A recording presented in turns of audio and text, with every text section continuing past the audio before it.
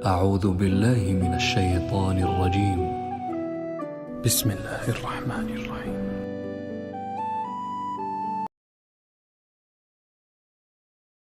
السلام علیکم ورحمۃ اللہ. لا حول ولا قوة الا باللہ. حسبنا اللہ ونعم الوکیل.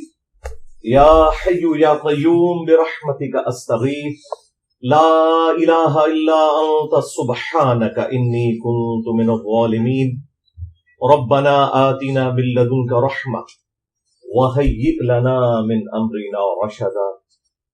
اللهم صل على محمد وعلى آل محمد وأصحاب محمد وأزواج محمد وأمة محمد أجمعين إلى يوم الدين آمين.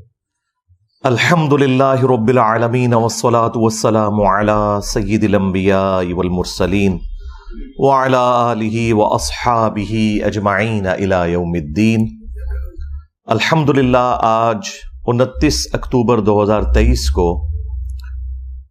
سنڈے کے دن ہمارا یہ پبلک سیشن نمبر 118 ہوگا. آپ کے یہ ریئل ٹائم کوسچنز جو ہیں وہ پرچیوں کی شکل میں میرے پاس آ چکے ہیں. انشاءاللہ انہیں ہم بعد میں ڈسکس کریں گے.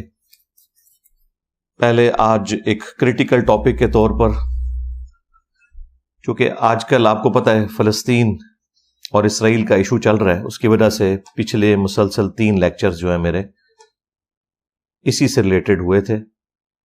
اسی کانٹیکسٹ میں پچھلی دفعہ ہم نے دجال کے اوپر کافی تفصیلی گفتگو کی تھی. تو اسی ویڈیو میں چونکہ میں نے پرانی کسی ویڈیو کا ریفرنس دیا تھا، تو بعض لوگوں نے کامنٹس میں یہ لکھا کہ عیسیٰ ابن مریم علیہ السلام کے ٹاپک کو بھی ایک دفعہ دوبارہ سے ایڈریس کیا جائے. تو یہ فیڈ بیک جب مجھے دی بھائیوں نے، تو میں نے کہا چلیں آج کا جو ہمارا اسپیشل ٹاپک ہے وہ ہم اسی پہ رکھتے ہیں. آلریڈی میں نے اس کے اوپر کافی تفصیلی ویڈیوز مختلف اوقات میں ریکارڈ کروائی ہیں، لیکن چونکہ اب ایک ماحول بنا ہوا ہے اس حوالے سے، تو ماحول کے اندر ایک عام آدمی کا انٹرسٹ بھی بات کو سننے کے اعتبار سے زیادہ ہوتا ہے ایز کمپیئر ٹو عام حالات و واقعات کے. سیدنا عیسیٰ ابن مریم علیہ السلام اللہ تعالیٰ کے ایک یونیک پیغمبر ہیں. جو ایکسٹراڈنری کوالٹیز اللہ تعالیٰ نے عیسیٰ ابن مریم کو دی ہیں وہ کسی اور پیغمبر کو نہیں دی. لہذا یہ جسٹیفائی تھا کسی حد تک آزمائش کے طور پر کہ انہیں خدا کا بیٹا مان لیا جاتا. ظاہر ہے اللہ تعالیٰ آزمائش پھر کسی ایسی شخصیت کے ذریعے کرے گا نا جسے غیر معمولی صلاحیتیں دی ہوں. ایسی ہستی کہ جس کو اللہ تعالیٰ نے بغیر باپ کے پیدا کیا، اور سورہ مریم میں فرمایا کہ ہم تمہیں اور تمہاری اولاد کو، سیدہ مریم کو فرمایا کہ جہان والوں کے لیے نشانی بنانے والے ہیں.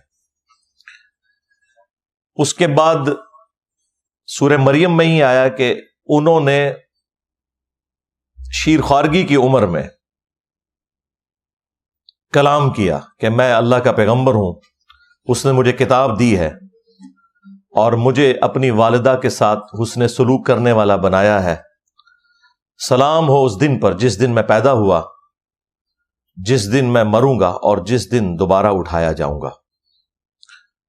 تو عیسیٰ ابن مریم کی پیدائش بھی معجزانہ، بچپن میں اعلان نبوت کرنا،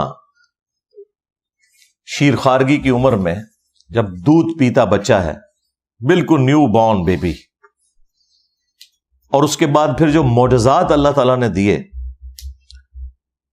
کہ اندھوں کو اللہ تعالیٰ کے اذن سے شفا دے دیتے تھے، اسی طریقے سے جو کوڑی کے مریض تھے ان کو شفا دے دیتے تھے اللہ کے اذن سے.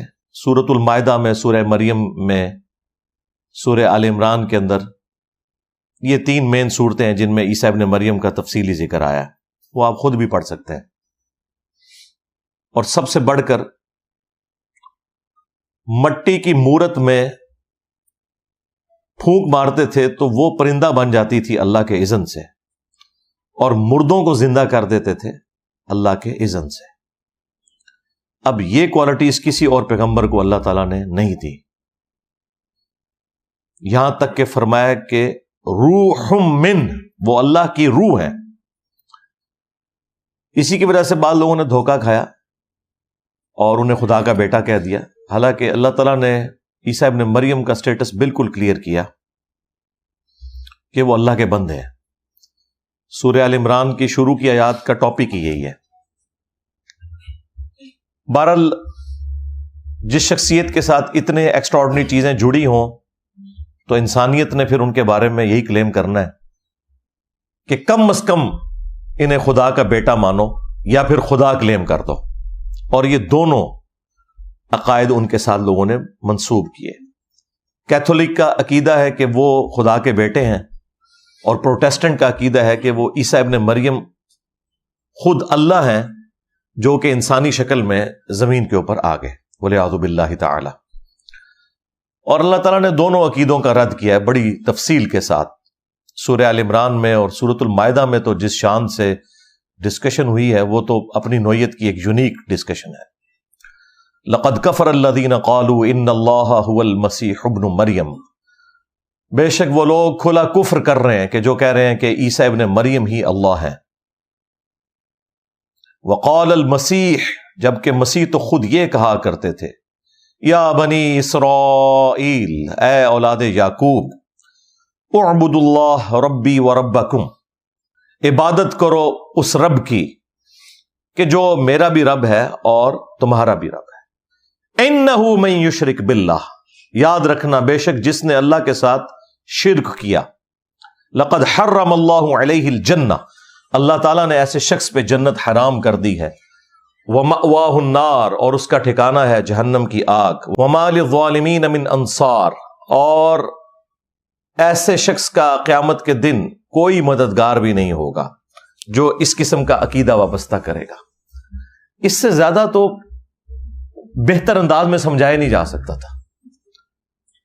پھر آگے چل کے فرمایا لقد کفر الذین قالوا ان اللہ ثالث ثلاثہ، وہ بھی کافر ہیں جو کہہ رہے ہیں کہ اللہ تین میں سے ایک ہے، یعنی وہ کہتے تھے کہ اس وقت ٹرینٹی یہ تھی کہ تین خدا ہیں، اللہ، سیدہ مریم اور سیدنا عیسیٰ ابن مریم۔ آج کی جو ٹرینٹی ہے اس میں سیدہ مریم کو تو سائڈ پہ کر کے انہوں نے ہولی گوسٹ کو داخل کر دیا ہے، سیدنا جبرائیل علیہ السلام، بل ٹرینٹی آج بھی اس طریقے سے موجود ہے۔ پھر آگے چل کے اللہ تعالیٰ نے فرمایا کہ مل مسیح ابن مریم الا رسول، عیسیٰ ابن مریم تو نہیں تھے مگر ایک رسول، قد خلت من قبلہ الرسل، ان سے پہلے بھی رسول گزر چکے ہیں، وَأُمُّهُ صِدِّيقَةٌ، ان کی ماں ایک سچی عورت تھی، كَانَا يَأْكُلَانِ الطَّعَامَ، دونوں کھانا کھایا کرتے تھے، دونوں روٹی کھانے کے محتاج تھے۔ دیکھو ہم اپنی آیات کس طرح کھول کھول کر بیان کر رہے ہیں، اور پھر ان کی طرف دیکھو کس طرح یہ الٹے پڑے جاتے ہیں۔ کیا تم ایسی ہستیوں کو اللہ کے سوا پوج رہے ہو کہ جو نہ تمہارے نقصان کے مالک ہیں نہ نفع کے مالک ہیں، اور اللہ ہی سننے والا اور علم والا ہے۔ یعنی اس میں واضح عقیدہ اللہ تعالیٰ نے بتا دیا کہ عیسیٰ ابن مریم اور ان کی ماں من دون اللہ بھی ہیں، اس اعتبار سے کہ اللہ کے مقابلے پہ لوگوں نے ان کو کھڑا کیا۔ لہذا یہ بھی ایک ڈھکوسلا جو تھا بعض فرقوں کا کہ من دون اللہ سے مراد صرف بت ہیں، وہ بھی ختم ہوا۔ نمبر 2، نہ صرف ان کی پرستش کی نفی کی بلکہ ساتھ یہ کہا کہ یہ تمہارے نفع نقصان کے مالک بھی نہیں ہے۔ لہذا ان لوگوں کا بھی دروازہ بند ہو گیا جو یہ کہتے تھے کہ ہم میں اور کرسچنز میں یہ فرق ہے کہ کرسچنز جو ہیں وہ اللہ کے پیغمبر کی عبادت کرتے ہیں، اس کی ماں کو پوجتے ہیں، ہم تو اولیاء اللہ اور انبیاء کی عبادت نہیں کرتے، ہم تو انہیں اللہ کا بندہ مانتے ہیں۔ تو اس میں نے کہا تھا نہ، آگے چل، آگے لکھا ہوا ہے کہ نہ وہ تیرے نفع کے مالک ہیں نہ نقصان کے۔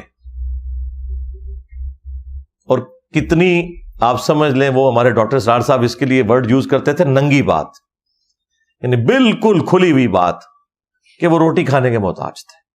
بھائی اگر عیسیٰ ابن مریم اور ان کی ماں روٹی کھانے کے محتاج ہیں اور وہ کسی کے نفع اور نقصان کے مالک نہیں ہیں، تو سرکار بابت شاہی کوئی نہیں۔ بالکل قرآن کی ہر آیت سے یہی رزلٹ نکلتا ہے کہ بابت شاہی کوئی نہیں، عیسیٰ کے جیسا ہے ہی کوئی نہیں، تیرے بابت شاہی کوئی نہیں۔ اگر عیسیٰ ابن مریم کو اللہ تعالیٰ نے سینٹرڈ کیا تو صرف اس لیے کہ آپ کے سامنے یہ مقدمہ بالکل واضح ہو جائے کہ اگر عیسیٰ ابن مریم جو اولو العزم پیغمبروں میں سے ہیں، 5 اولو العزم پیغمبر قرآن میں رپورٹ ہوئے ہیں، سورۃ الاحزاب میں، سورہ الشورى کے اندر، محمد رسول اللہ صلی اللہ علیہ وآلہ وسلم، ابراہیم خلیل اللہ، موسیٰ کلیم اللہ، نوح نجی اللہ، اور عیسیٰ روح اللہ علیہم السلام اجمعین، ان میں سے ایک ہیں۔ اگر ان کا یہ سٹیٹس ہے کہ وہ روٹی کھانے کے محتاج ہیں، کسی کے نفع نقصان کے وہ مالک نہیں ہیں، تو سرکار پھر باقیوں کو تو آپ چھوڑ دیں۔ اور پھر سورۃ المائدہ ہی میں اللہ تعالیٰ نے جتنے سخت الفاظ کے اندر اس ٹاپک کو ایڈریس کیا ہے، لقد کفر الذین قالوا ان اللہ هو المسیح ابن مریم، بے شک وہ لوگ کھلا کفر کر رہے ہیں کہ جو کہہ رہے ہیں کہ اللہ ہی عیسیٰ ابن مریم ہے، نعوذ باللہ۔ قل فمن یملک من اللہ شیئا، یہ شیئا بابت شاہی کوئی نہیں، یہ عربی سے لفظ آیا ہوا ہے۔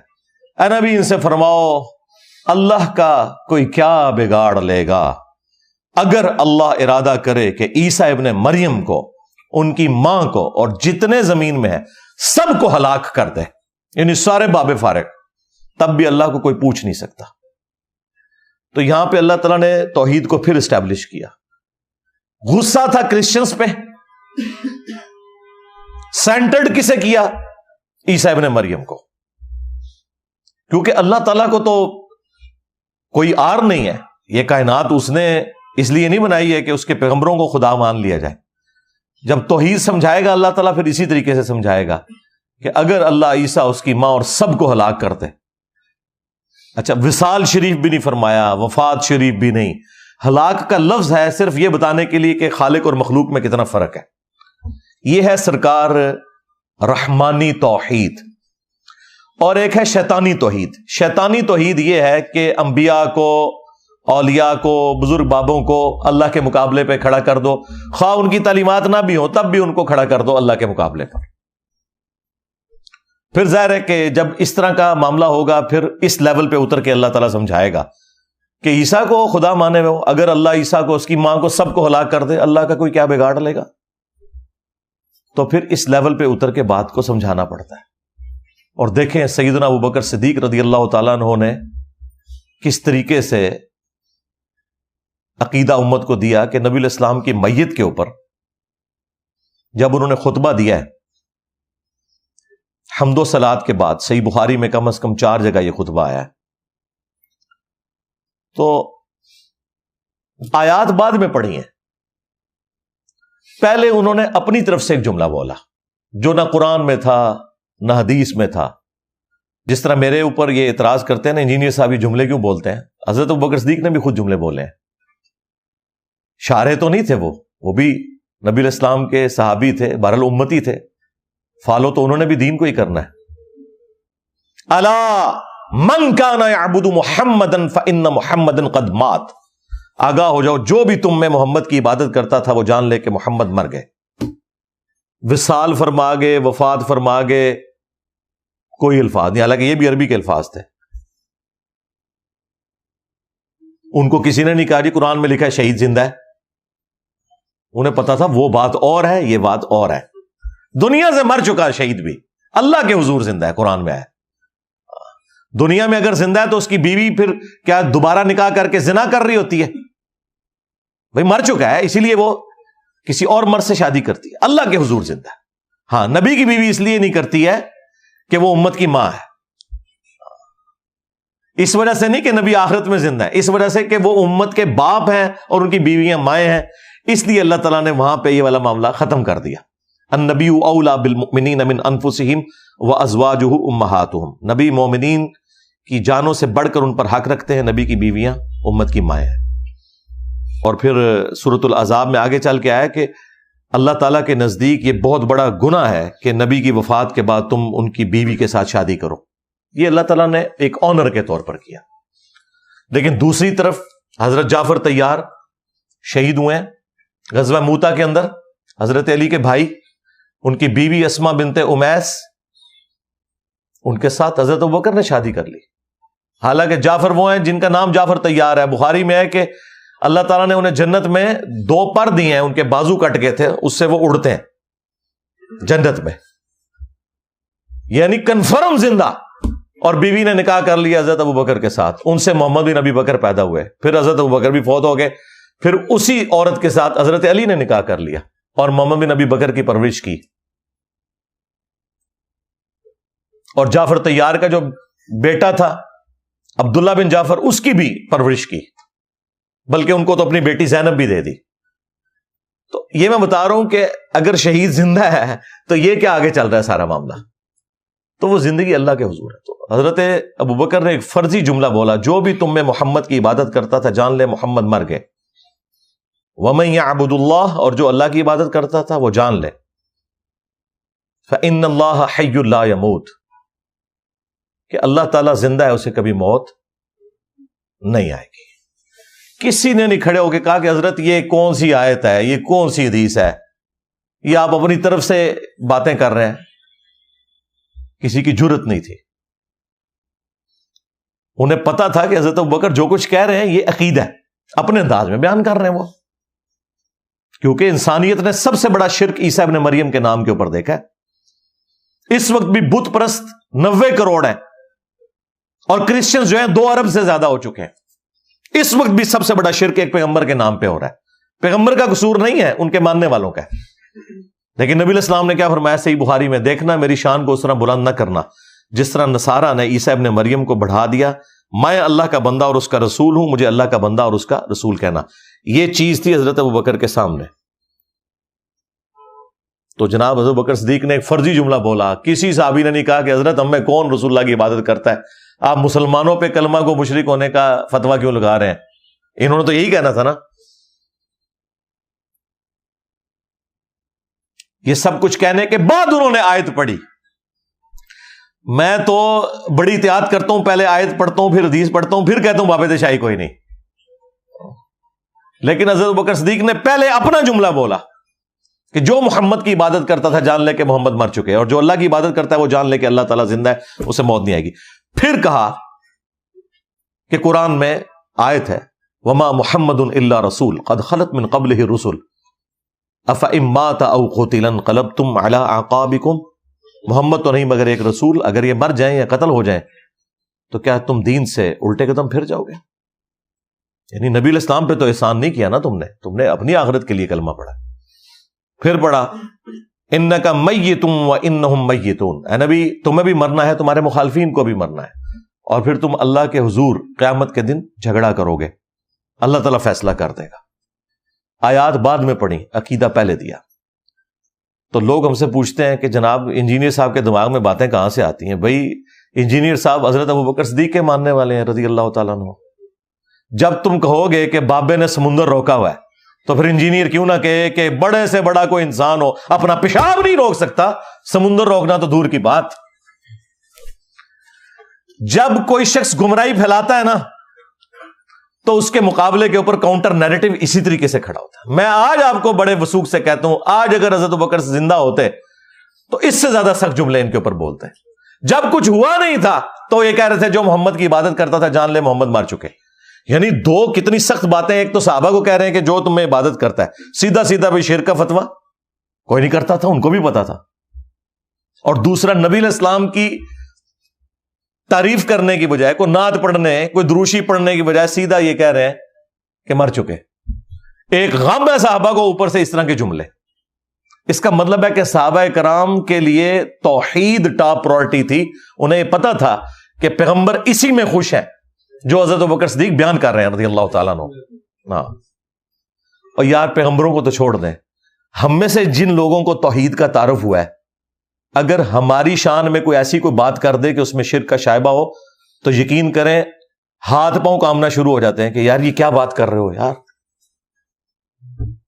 تو پیغمبر تو اللہ تعالیٰ کی کتنی اعلیٰ شناخت رکھتے ہیں, وہ تو سوچ بھی نہیں سکتے کہ ان کے ساتھ کوئی اس طرح کا عقیدہ وابستہ کرے کہ خدا کے مقابلے پہ اسے کھڑا کر لیا جائے. اسی لیے اللہ تعالیٰ نے فرمایا عیسیٰ ابن مریم کبھی آر محسوس نہیں کریں گے اس بات پر کہ انہیں اللہ کا بندہ کہا جائے، نہ کوئی مقرب فرشتہ. اللہ اکبر. پھر اللہ تعالیٰ نے فرمایا کہ اگر کوئی اس چیز سے آر محسوس کرے گا نا، پھر قیامت والے دن ہم سب کو جمع کر لیں گے اور عذاب دیں گے ایسوں کو. یہ سمجھانے کے لیے تھا، ایسا کبھی بھی نہیں ہونا تھا. پھر اللہ تعالیٰ نے یہاں تک فرمایا، یہ سورہ النساء میں تھی آیات، سورہ آل عمران میں، کہ کبھی ایسا نہیں ہوا کہ ہم کسی پیغمبر کو نبوت دے کر بھیجیں اور وہ لوگوں سے یہ کہنا شروع کر دے کہ لوگوں میری عبادت کرو اللہ کے سوا یا اللہ کے ساتھ. وہ تو کہتا ہے کونو ربانیین، اللہ والے بن جاؤ، بس سبب اس کے کہ اللہ تعالی نے تمہیں کتاب دی جس سے تم درس دیتے ہو، ایک دوسرے کو تبلیغ کرتے ہو. یہ کیسے ہو سکتا ہے کہ اللہ تعالیٰ تمہیں حکم دے کہ تم انبیاء اور فرشتوں کو رب مان لو؟ کیا وہ تمہیں اس بات کا حکم دے گا کہ تم اسلام لانے کے بعد کافر ہو جاؤ؟ یہ اتنی سخت آیات ہیں سورہ آل عمران کے اندر. خیر یہ ٹاپک تو آج نہیں تھا، میں تو ایک کیفیت تاری ہوئی تو اس طرف چل پڑا. اس کے اوپر آپ میری تفصیلی ویڈیو دیکھ لیں. شیطانی توحید کا فتنہ، شیطانی توحید، شیطانی بابوں کا فتنہ. یہ بابوں کی توحید ہے، پیغمبروں کی توحید کوئی اور ہے، وہ ہے جو قرآن میں رپورٹ ہوئی ہے. خیر ٹاپک کی طرف واپس آئیں. عیسیٰ ابن مریم علیہ السلام سے متعلق مسلمانوں کا یہ اجماعی عقیدہ ہے. 5 جملوں میں وہ عقیدہ بیان کر دیتا ہوں. نمبر 1، عیسیٰ ابن مریم علیہ السلام کو اللہ تعالیٰ نے 33 سال کی عمر میں، 33 ایئرز کی ایج میں زندہ آسمانوں پر اٹھا لیا. نمبر 2، عیسیٰ ابن مریم علیہ السلام قیامت سے پہلے ایک دفعہ اس دنیا میں دوبارہ تشریف لائیں گے. نمبر 3، عیسیٰ ابن مریم جب قرب قیامت میں آئیں گے تو وہ ایک عادل حکمران کے طور پر نازل ہوں گے، صلیب کو توڑ دیں گے، اہل کتاب ایمان لے آئیں گے، دجال کو قتل کریں گے، جزیہ موقوف کر دیں گے، پوری دنیا پہ اسلام کی حکومت ہوگی انشاءاللہ.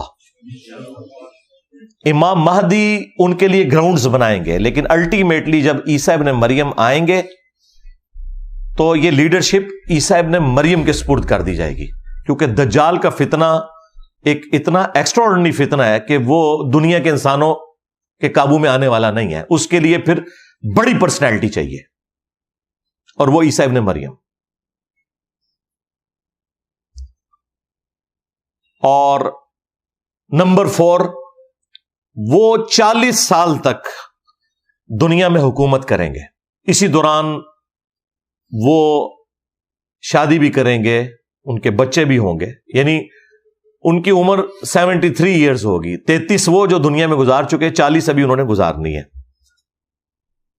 اور نمبر 5 عقیدہ ان کے بارے میں یہ ہے کہ جب وہ فوت ہوں گے، مسلمان ان کا جنازہ پڑھ کے انہیں قبر رسول صلی اللہ علیہ وآلہ وسلم کے ساتھ روضہ شریف میں دفن کریں گے. یہ جو 5 عقیدے ہیں نا، یہ قرآن و سنت کے اندر بڑی تفصیل کے ساتھ بیان ہوئے ہیں. اور سب سے بڑی بات یہ ہے کہ امت میں ان 5 عقائد کے معاملے میں کوئی اختلاف نہیں ہے. یہ چند وہ مسائل جن کے اوپر اجماع امت ہے، ان میں سے ایک ہے. ویسے کوئی شخص اٹھ کے ختم نبوت کا معنی بدل کے تو غلام احمد قادیانی دجال کی طرح فتنہ کھڑا کر دے تو ہم اسے یہ کہیں گے بھئی ختم نبوت کا عقیدہ جو تم بیان کر رہے ہو، اس طرح کا ختم نبوت کا عقیدہ امتی نبی والا تو کبھی نہیں رہا، یہ تمہاری خرافات ہیں. اسی طریقے سے آج کا کوئی فلاسفر یا کوئی ماڈرن عالم دین کھڑا ہو کے کہتا ہے کہ نہیں میں اس عقیدے کو نہیں مانتا، تو بھی تمہاری خرافات ہے. قرآن و سنت اور اجماع امت کے ساتھ تمہارے اس عقیدے کا کوئی تعلق نہیں. تمہاری گمراہی کے لیے اتنا ہی کافی ہے. اجماع امت اتنی بڑی دلیل ہے کہ قرآن کی اتھینٹسٹی اجماع امت ہے. یہ امت نے عملی تواتر اور اجماع سے قرآن ٹرانسفر کیا ہے، ہمارے سامنے نہیں نازل ہوا، یہ ذہن میں رکھیے گا. اور اجماع سے مراد ہوتا ہے جب پوری امت کا ایک عقیدہ ہو. ہاں اگر اختلاف پایا جاتا ہو پھر وہ اجماع امت نہیں ہوتا. تو جس طرح قرآن کے بارے میں یہ اجماعی عقیدہ ہے کہ یہ محفوظ ہے کتاب، سنی ہو شیعہ ہو جتنے بھی ان کے آف شوٹس ہوں سب کا یہی عقیدہ ہے. اس طرح یہ والا جو عقیدہ ہے عیسیٰ ابن مریم والا، اس کے اوپر نہ صرف ود ان اسلام یا مسلمانوں میں اجماع ہے بلکہ انسانیت کا اجماع ہے. جیوز اور کرسچنز بھی مانتے ہیں، خیر ان کے ماننے میں اور ہمارے ماننے میں فرق ہے، لیکن بہرحال ایک پرسنالٹی کے بارے میں سب متفق ہیں. تو اس حوالے سے جو لوگ چیزیں نکالتے رہتے ہیں ان کی کوئی اہمیت نہیں ہے. نبی الاسلام نے واضح فرمایا تھا، المستدرک للحاکم میں حدیث ہے، المعجم الکبیر طبرانی کے اندر بھی یہ روایت موجود ہے، اور سورہ النساء کی آیت نمبر 115 اسے سپورٹیو ہے کہ میری امت کبھی بھی گمراہی پر جمع نہیں ہوگی، جماعت پہ اللہ کا ہاتھ رہے گا. یعنی پوری امت اگر کوئی عقیدہ بتا رہی ہوگی نا وہ کبھی گمراہی پہ مبنی نہیں ہوگا. مثلا پوری امت بتاتی ہے کہ نمازیں 5 ہیں، پوری امت بتاتی ہے کہ نماز قبلہ رخ ہو کے پڑھنی ہے، پوری امت بتاتی ہے کہ فجر کے 2 فرض ہیں، ظہر کے 4، عصر کے 4، 3 مغرب کے اور 4 عشاء کے. یہ اجماعی عقیدے ہیں. پوری امت کا عقیدہ ہے کہ مرنے کے بعد مسلمان کو غسل دے کر کفن دے کر قبلہ رخ قبر میں رکھنا ہے اور اس کا جنازہ بھی پڑھنا ہے. یہ ایگریڈ اپون چیزیں ہیں، یہ اجماع امت والی چیزیں ہیں. اسی طریقے سے حیات مسیح اور نزول مسیح علیہ السلام کے اوپر بھی امت کا اجماع ہے. کسی بندے کے اختلاف کرنے سے کوئی اس کی اہمیت نہیں ہے کہ اسے اتنا اجاگر کیا جائے کہ آپ ایک مصیبت ڈال کے بیٹھ جائیں. ہم دلائل رکھیں گے انشاءاللہ تعالی، ساتھ ساتھ ان لوگوں کے شیطانی وسوسوں کا رد بھی کریں گے تاکہ ایک عام آدمی کو بات سمجھ آ جائے. سب سے پہلے قرآن پاک میں جو آیات ہیں میں انشاءاللہ وہ کور کروں گا 3 مقامات سے عیسیٰ ابن مریم سے متعلق، جو حیات مسیح اور نزول مسیح سے ریلیٹڈ آیات ہیں، اور ان کی ساتھ ساتھ تشریح بھی کروں گا انشاءاللہ تعالی.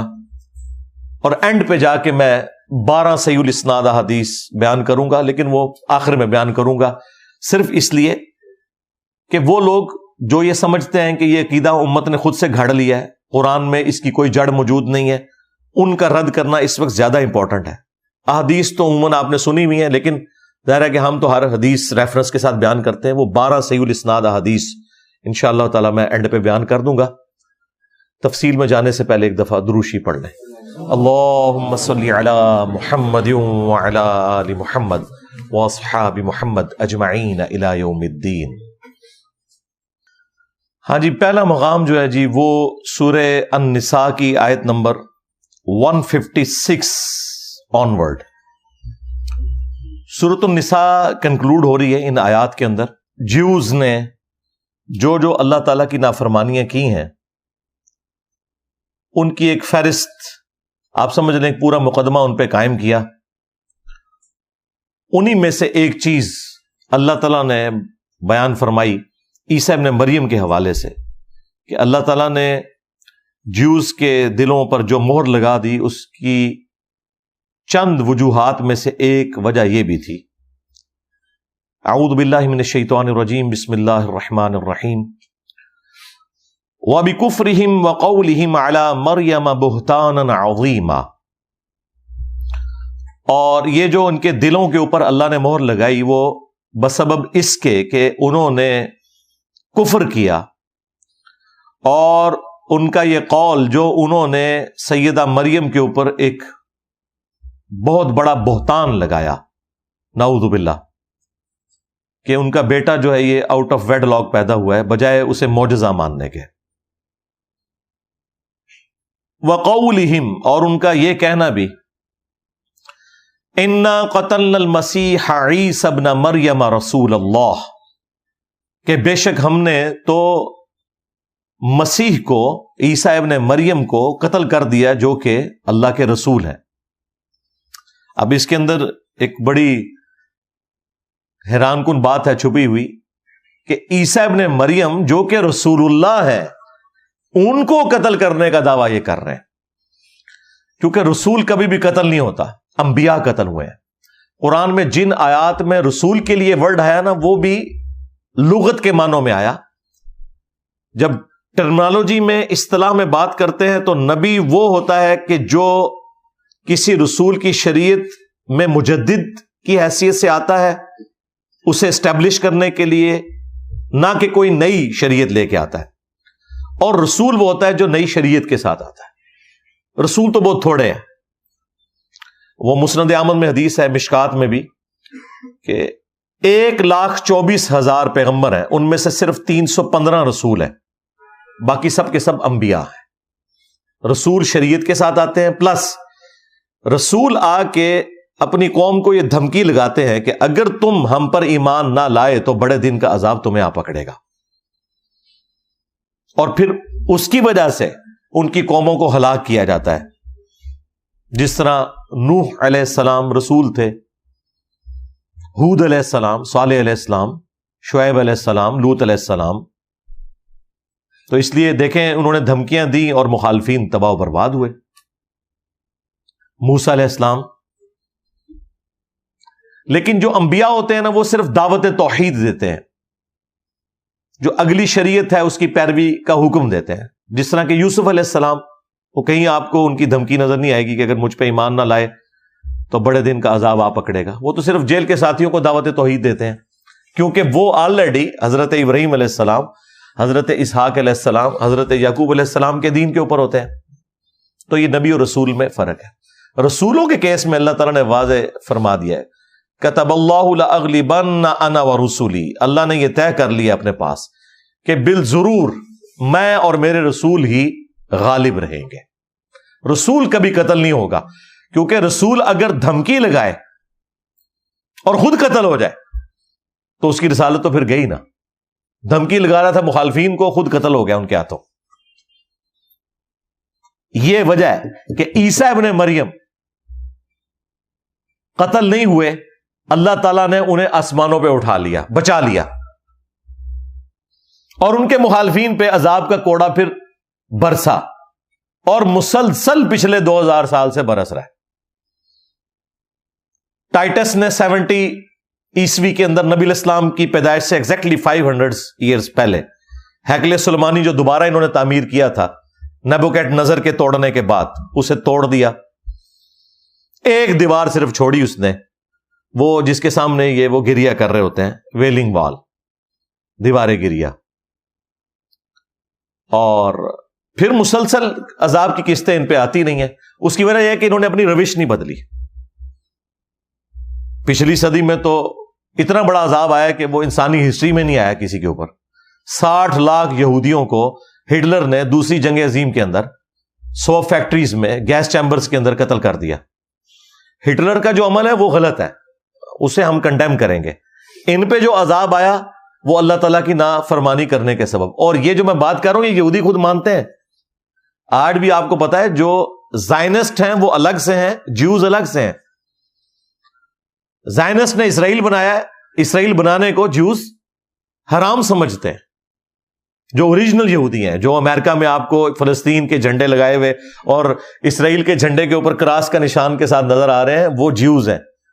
وہ یہ کہتے ہیں کہ ہم نے نہیں یہ کام کرنا کہ ہم الگ سے ریاست بنائیں، جب تک ہمارے گناہوں کی معافی نہیں ہوتی اس وقت تک اللہ تعالیٰ ہمیں حکومت نہیں دے گا، اور وہ اللہ ہی ہمیں حکومت بنا کے دے گا، کیونکہ انہوں نے تو موسیٰ علیہ السلام کو بھی کہا تھا کہ اللہ ہی جا کے جہاد کرے، ہم نے نہیں کرنا۔ تو یہ کیسے کر سکتے ہیں؟ تو ایک پولیٹیکل موومنٹ تھی یہ زائنسٹ موومنٹ جو ہے۔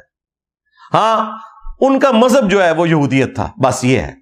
جس طرح کے سلطنت عثمانیہ یا بنو امیہ، بنو عباس یا باقی حکومتیں، اسلامی حکومتیں تو نہیں تھی، ہاں وہ بادشاہ جو تھے وہ مسلمان تھے، اس کی وجہ سے ذرا اسلام کا ٹپا لگ گیا، ورنہ کام کوئی مسلمانوں والے نہیں تھے، نہ سلطنت مغلیہ کے کام مسلمانوں والے تھے الا ماشاء اللہ۔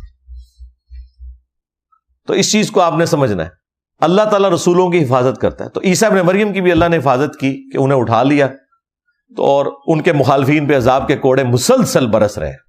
آخری کوڑا برسنا ہے جب قرب قیامت میں انہوں نے خود نازل ہونا ہے، تو اس وقت پھر جیوز اور کرسچن اسلام قبول کر لیں گے، لیکن جو اس وقت بھی نہیں کریں گے نا، ان کے خلاف پھر قتال ہوگا۔ وہ بخاری مسلم میں آیا کہ اگر کسی درخت یا پتھر کے پیچھے بھی کوئی یہودی چھپا ہوگا نا، تو اتنا بڑا اللہ کا عذاب ہوگا کہ وہ درخت اور پتھر بھی بولے گا کہ اے مسلم، میرے پیچھے یہودی ہے، اسے قتل کر دے۔ اے بریلوی دیوبندی اہل حدیث شیعہ نہیں، اے مسلم، تو لہذا مسلم بڑھ جاؤ، خدا دن آ جائے۔ تو ایک غرقد کا درخت نبی علیہ السلام کہتے ہیں کہ وہ یہودیوں کا درخت ہے، وہ نہیں بولے گا، جس کی کاشت انہوں نے بہت بڑے پیمانے پہ کی ہے۔ انہوں نے تو خیر کسی اور وجہ سے کی، بہرحال الٹیمیٹلی اس کے پیچھے یہ وجہ بھی ہے، وہ بہت بڑی جھاڑی ہوتی ہے ریگستان میں، اتنی گھنی جھاڑی وہی اگ سکتی ہے، اس میں ایک بندہ کیا کئی بندے بھی آپ چھپا دے تو نظر ہی نہ آئے، درخت نما جھاڑی ہے وہ۔ تو وہ غرقد کا درخت ان کو پناہ دے گا، ادروائز وہ قتل کیے جائیں گے میدان جنگ میں۔ عام حالت میں نہیں قتل کرنا، نہ کسی مسلمان نے یہودی کو، نہ کسی یہودی نے مسلمان کو، صرف میدان جنگ کا معاملہ ہے۔ تو اللہ تعالیٰ نے حفاظت فرمائی عیسیٰ ابن مریم کی، آسمانوں پہ ان کو اٹھا لیا، اور ان کے مخالفین پہ، چونکہ وہ رسول تھے، تو یہ جو الفاظ ہیں کہ ہم نے قتل کر دیا عیسیٰ ابن مریم کو جو رسول اللہ تھے، ایسا نہیں ہو سکتا۔ اچھا، یہاں پہ مجھے ضمناً یاد آیا، اللہ کی راہ میں مارا جانا ایک بہت بڑا اعزاز ہے۔ ہر نبی کی خواہش ہوتی ہے کہ وہ قتل ہو، ہر رسول کی خواہش ہوتی ہے کہ وہ اللہ کی راہ میں شہید ہو، لیکن اللہ کا رول اپنی جگہ ہے، اس رول سے باہر کوئی خواہش اللہ تعالیٰ پوری نہیں فرماتا، لیکن اس کی کمپنسیشن کسی درجے میں جس کے لیے چاہے فرما سکتا ہے، اور وہ ہمارے نبی علیہ السلام کے کیس میں ہوا۔ بخاری مسلم میں حدیث ہے کہ میری خواہش ہے کہ میں اللہ کی راہ میں قتل کیا جاؤں، پھر زندہ کیا جاؤں، پھر قتل کیا جاؤں، پھر زندہ کیا جاؤں، پھر قتل کیا جاؤں۔ خواہش تو تھی، لیکن کیسے قتل ہوتے؟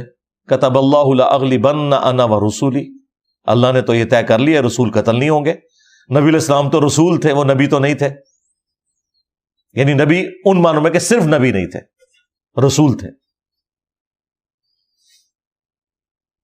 تو نہیں قتل ہو سکتے تھے۔ اللہ نے ایک اس کا آلٹرنیٹو دیا، اور وہ یہ صحیح بخاری کے اندر موجود ہے۔ نبی علیہ السلام اپنی وفات کے دنوں میں یہ کہتے تھے کہ خیبر کے موقع پر جو مجھے ایک یہودیہ نے زہر دیا تھا، وہ مسلسل میری رگیں کاٹ رہا ہے، اور آج میں اس کی تکلیف میں ہوں۔ یعنی نبی علیہ السلام کو جو زہر دیا گیا 4 سال پہلے آلموسٹ خیبر کے موقع پر، اللہ نے اس زہر کو واپس لوٹایا، اور اس زہر کے اثر سے نبی علیہ السلام کی وفات ہوئی۔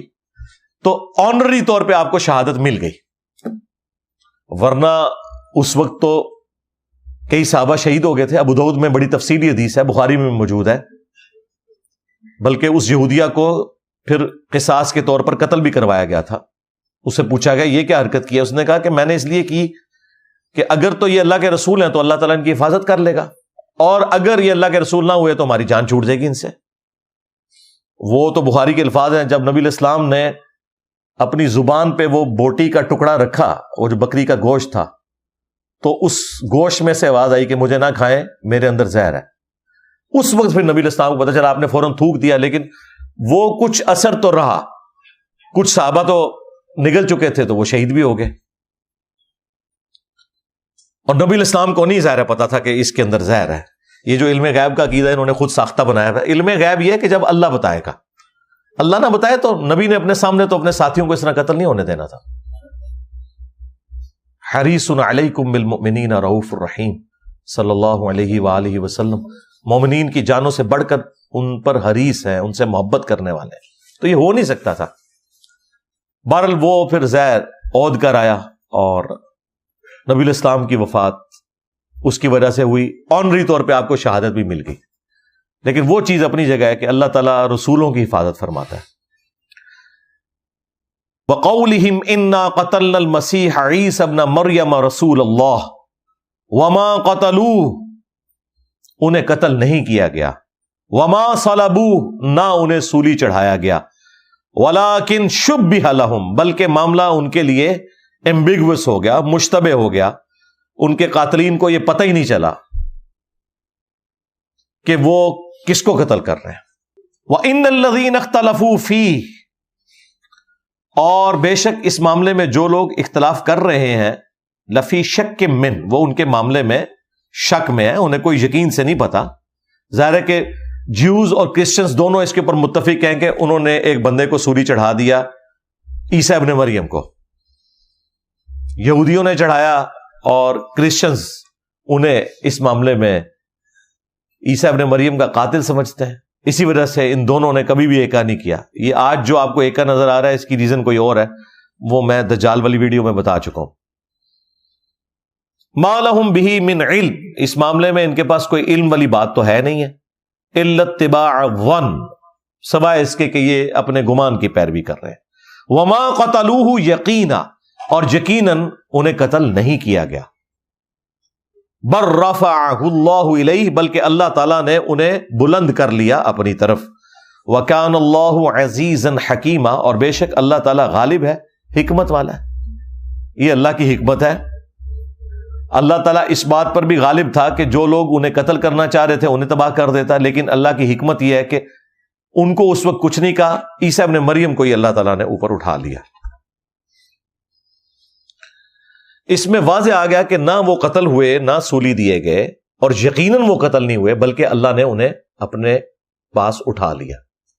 اب یہ بڑا اچھا موقع تھا کہ یہاں پہ اللہ تعالیٰ فرماتا کہ وہ اپنی نیچرل ڈیتھ فوت ہوئے، فلاں جگہ ان کی قبر ہے. نہیں، فوت ہونے کا ذکر ہی نہیں ہے. یہ ذکر ہے کہ قتل نہیں ہوئے، سلیب نہیں دیے گئے، بلکہ اللہ نے انہیں اپنے پاس اٹھا لیا. تو یہ اتنے غیر معمولی الفاظ بتا رہے ہیں کہ اللہ تعالیٰ نے انہیں زندہ اٹھایا. اور اس کی جو تفصیلات ہیں وہ جو مسلم مفسرین ہیں، امام طبری ہوں یا امام ابن کثیر ہوں، انہوں نے مختلف روایتیں نقل کی ہیں. ظاہر ہے کہ اس کی تفصیلات نبی علیہ السلام نے تو کوئی بیان نہیں فرمائی، بس اتنا ہی عقیدہ ہے کہ یہ اللہ تعالیٰ نے انہیں زندہ آسمانوں پہ اٹھا لیا. لیکن وہ ایونٹ کیا ہوا تھا وہ تفصیلات ہمیں نہیں بتائی گئی ہیں. بعد میں پوپ کی لائبریری سے 17ویں صدی کے آغاز میں، آلموسٹ آج سے کوئی 400 سال پہلے، ایک انجیل کا ورژن نکلا تھا، انجیل برناباس کا. اب کرسچنز تو انجیل برناباس کو نہیں مانتے. بعد میں ٹرکی میں بھی ایک سمگلنگ کے دوران بھی کچھ سال پہلے ایک اس کا نسخہ ایک بندے کے ہاتھ لگ گیا تھا، اور وہ اب ٹرکی کے میڈیا کا تو دعویٰ ہے کہ وہ 1500 سال پرانا نسخہ ہے، نبی علیہ السلام کی پیدائش سے بھی پہلے کا ہے. اگر واقعی ایسا ہے اور اس میں وہی کچھ لکھا ہوا ہے تو یہ تو بڑی غیر معمولی بات ہے، کیونکہ پھر مسلمانوں پہ تو الزام نہیں لگایا جا سکتا کہ یہ انہوں نے خود لکھا ہے. لیکن اس کی کوئی کاربن ڈیٹنگ نہیں ہوئی بھی، لہٰذا میں وثوق سے نہیں اسے آن کر سکتا کہ واقعی وہ 1500 سال پرانا ہے. میں نے انجیل برناباس پڑھی ہے، اس کا جو مزاج ہے اس کتاب کا، اس میں تو مجھے نہیں لگتا کہ یہ کتاب کسی بھی اعتبار سے اللہ تعالیٰ کی طرف سے نازل ہوئی انجیل ہے. اور مسلمانوں میں چند سکالرز ہیں جو کرسچنز کے ساتھ اس معاملے میں ایگری کرتے ہیں کہ یہ کسی مسلمان نے لکھ کے برناباس کے متھے ماری ہے. اس میں بڑی عجیب و غریب چیزیں بھی ہیں. اور دوسرا، الہامی کتابیں سینٹرڈ اراؤنڈ گاڈ ہوتی ہیں، وہ سینٹرڈ اراؤنڈ نبی علیہ السلام کے ہے. حتیٰ کہ اس میں یہاں تک لکھا ہوا ہے کہ حضرت آدم علیہ السلام کو جب اللہ تعالیٰ نے پیدا کیا تو ان کے جو ہے دائیں انگوٹھے پہ لا الہ الا اللہ اور بائیں انگوٹھے پہ محمد رسول اللہ ظاہر کیا، پھر نبی علیہ السلام کا تعارف کروایا، پھر انہوں نے چوم کے آنکھوں کو لگایا. وہ بریلوی پیش کرتے ہیں، وہ کہتے ہیں انجیل برناباس میں. تو کسی بریلوی نے اس زمانے کے لکھی ہوئی ہے یہ. تو میں تو ایگری نہیں کرتا کیونکہ اس کا مزاج ہی نہیں ہے. ہاں یہ کوئی کہہ سکتا ہے کہ جی وہ مزاج اس لیے نہیں ہے کہ اس میں تبدیلیاں ہو گئی، لیکن اوورآل وہ اس طرح کا مزاج اس میں نظر نہیں آتا جو آپ کو گاسپل آف جان میں، لیوک میں اور مارکس اور میتھیو میں نظر آتا ہے. بہرحال جن کی جذباتی ایفیلیشن ہے ہم اس کو ہرٹ نہیں کرنا چاہتے، لیکن اگر یہ سمجھتے ہیں کہ ٹرکی میں 1500 سال پرانا نسخہ ہے تو ٹرکی کو تو فوراً سے پہلے کاربن ڈیٹنگ کروانی چاہیے. میں کہتا ہوں نہیں، گورا آپ کا مقدمہ مان لے گا. اگر کاربن ڈیٹنگ سے اس کی ڈیٹ نکل آئے وہ تو بڑی آسانی سے پتا چل جاتا ہے کہ یہ کتنا پرانا نسخہ ہے. جس طرح قرآن پاک کے بھی کچھ نسخوں کی کاربن ڈیٹنگ ہوئی ہے، حضرت عثمان کے زمانے کے نکلے ہیں وہ رضی اللہ تعالیٰ عنہ، آکسفورڈ کی لائبریری میں رکھے ہوئے ہیں. تو اس کی بھی کروائیں، اور میرا خیال ہے اس کی نہ کروانا اور اس کو اس طریقے سے ہائی لائٹ نہ کرنا ہی اس کو مشکوک بنا دیتا ہے. بہرحال انجیل برناباس کا میں نے ذکر اس لیے کر دیا کہ شاید کوئی اس کی طرف ریفر کرے، اور کئی لوگوں نے تو وی لاگس پورے بنا دیے ہیں. وہ اتنے مضبوط دلائل نہیں ہے کہ ہم ان کے سامنے پیش کریں، کیونکہ وہ ان کو مانتے نہیں ہیں. ہمارے پاس آلریڈی گاسپل آف جان کے اندر اتنی تفصیلی نبی علیہ السلام سے متعلق پیش گوئیاں موجود ہیں، ڈیوٹرانومی چیپٹر میں، تورات کے اندر بھی، کہ وہ تو ڈاکٹر ذاکر نائک نے اور احمد دیدار صاحب نے بڑی تفصیل کے ساتھ اس کے اوپر ویڈیوز ریکارڈ کروائی ہوئی ہیں کہ ہمیں برناباس کا سہارا لینے کی ضرورت نہیں. بہرحال اس میں بھی ایک سٹوری ملتی ہے کہ عیسیٰ ابن مریم کے لیے آسمان سے 4 فرشتے نازل ہوئے، اور ان کا ایک حواری تھا یہودا، اس نے خیانت کر دی تھی حضرت عیسیٰ کے ساتھ، اور ان کی رہائش گاہ کی جگہ بتا دی تھی، اور وہاں پہ رومنز کے فوجی پہنچ گئے، بت پرست رومنز کے. پپٹ حکومت اس وقت یہودیوں کی تھی، لیکن اوورآل بت پرستوں کی تھی، تو فائنل ڈیسیژن ان کا ہی ہوتا تھا. تو وہ یہودیوں نے عیسیٰ ابن مریم کے خلاف سازش کر کے ان کے کان بھرے. بہرحال وہ جب رومن فوج گرفتار کرنے کے لیے آئی تو وہ جو یہودا تھا اس نے ان کو کہا کہ بھئی میں جس کی طرف اشارہ کروں گا نا، اے میرے استاد، تو تم نے اسے گرفتار کر لینا. ظاہر ہے وہ تو دوسری جگہ سے فوج آئی ہوئی تھی. اس زمانے میں کوئی تصویریں تو نہیں ہوتی تھی نا کہ آپ پیش کریں کہ جناب یہ ہے، آپ کو اس کو آپ نے نامعلوم افراد میں شامل کر لینا ہے. اس زمانے میں تو یہ نہیں ہوتا تھا. تو وہ جب اندر گیا، اس نے اشارہ کیا، تو وہیں پہ اللہ تبارک و تعالیٰ نے پھر معجزانہ طور پر، جب وہ اندر گیا تو اس ایکٹیویٹی کے پرفارم ہونے سے پہلے ہی اللہ تبارک و تعالیٰ نے ایسا معاملہ کیا کہ وہاں پہ اندر تو اندھیرا تھا. جب یہ یہودا انٹر ہوا نا تو ظاہر بھاگ دوڑ مچ گئی. اسی دوران انہوں نے وہاں شمع وغیرہ روشن کی تو یہودا کی شکل جو ہے وہ عیسیٰ ابن مریم والی اللہ تعالیٰ نے بنا دی تھی سزا کے طور پر. تو جو باقی حواری تھے انہوں نے کہا اے میرے استاد، سب نے یہی کہا. تو رومن فوج نے اس کو پکڑ لیا اور پکڑ کے اسے سولی چڑھا دیا. اسی طرح کی تفصیلات آپ کو ابن کثیر میں اور تبری میں ملیں گی، لیکن اس میں ذرا ڈیفرنٹ انداز میں ملتی ہیں. اس میں یہودا کا ذکر نہیں ہے، اس میں کسی اور بندے کا ذکر ہے کہ اس کے ساتھ اللہ نے ایسا معاملہ کیا. اور اس میں پازیٹیو انداز میں ہے کہ حضرت عیسیٰ ابن مریم نے یہ کہا کہ جو چاہتا ہے کہ جنت میں میرا پڑوس حاصل کرے تو وہ میری جگہ سولی چڑھے گا. پھر تو ایک ہی شاگرد تھا جو تیار ہوا، اس نے کہا کہ حضرت میں، تو پھر اللہ تعالیٰ نے اس کی شکل عیسیٰ ابن مریم والی بنا دی اور وہ سولی چڑھ گیا، اور اس کے عوض اللہ تعالیٰ نے اس کو جنت میں عیسیٰ ابن مریم کا پڑوس دے دیا. اب یہ بالکل 180 ڈگری، ایک طرف وہ خائن ہے اور ایک طرف یہ اس نے اپنے نبی کے لیے جان دیا. اب اللہ بہتر جانتا ہے کیا ہے. یہ معاملہ آج تک مشتبہ ہی ہے، لیکن اینڈ رزلٹ یہی ہے کہ عیسیٰ ابن مریم کو اللہ تعالیٰ نے اٹھا لیا. ایک یہ چیز اسٹیبلش ہو گئی. دوسرا یہ کہ واقعی ایک بندہ سولی چڑھا ہے جس کی شکل حضرت عیسیٰ ابن مریم والی تھی. لہذا جیوز اور کرسچنز جو یہ کہہ رہے ہیں نا کہ عیسیٰ ابن مریم کو سولی دیا گیا، یہ بات 50% درست ہے کہ ان کی شکل کے ایک بندے کو سولی دی گئی ہے. یہ مسلمان جو کہتے ہیں نا یہ جھوٹ بول رہے ہیں، یہ جھوٹ اس لیے کہ وہ عیسیٰ ابن مریم نہیں تھے لیکن شکل ان کی وہی تھی. لہذا فتویٰ تو ظاہر کے اوپر لگتا ہے نا، ان کو تو نہیں پتا تھا، نہ اس وقت کوئی ڈی این اے ٹیسٹ والا معاملہ تھا. لہذا یہ جو انسانی ہسٹری میں بات چل رہی ہے نا کہ حضرت عیسیٰ ابن مریم سولی دیے گئے، تو واقعی عیسیٰ ابن مریم کی شکل کا ایک بندہ اسی جگہ سے گرفتار ہو کر سولی دیا گیا ہے. ہاں، جو اوریجنل عیسیٰ ابن مریم تھے ان کو اللہ تعالیٰ نے اسی وقت ان پہ اونگ طاری کی اور انہیں فرشتوں کے ذریعے آسمان پہ زندہ اٹھا لیا. تو یہ پورے کا پورا معاملہ ہے جو عیسیٰ ابن مریم کے اٹھائے جانے سے متعلق ہے، جس کو اللہ تعالیٰ فرما رہا ہے کہ مشتبہ ہو گیا. مشتبہ یہ ہوا کہ بعد میں پھر انہیں خیال آیا کہ بھئی جو بندہ مخبری کرنے آیا تھا وہ کدھر گیا، ایک بندہ تو کم پڑ گیا نا، تو وہ پھر بندہ انہوں نے کیا تلاش کرنا تھا. بہرحال یہ سارا معاملہ ہو گیا.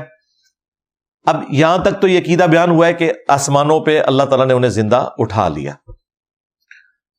اگلی آیت کے اندر سورہ النساء کی اللہ تعالیٰ نے فرمایا وَإِن مِّنْ أَهْلِ الْكِتَابِ، اور اہل کتاب میں سے کوئی بھی ایسا نہیں بچے گا إِلَّا لَيُؤْمِنَنَّ بِهِ قَبْلَ مَوْتِهِ، مگر یہ کہ وہ اپنی موت سے پہلے عیسیٰ ابن مریم پر ایمان لے آئے گا.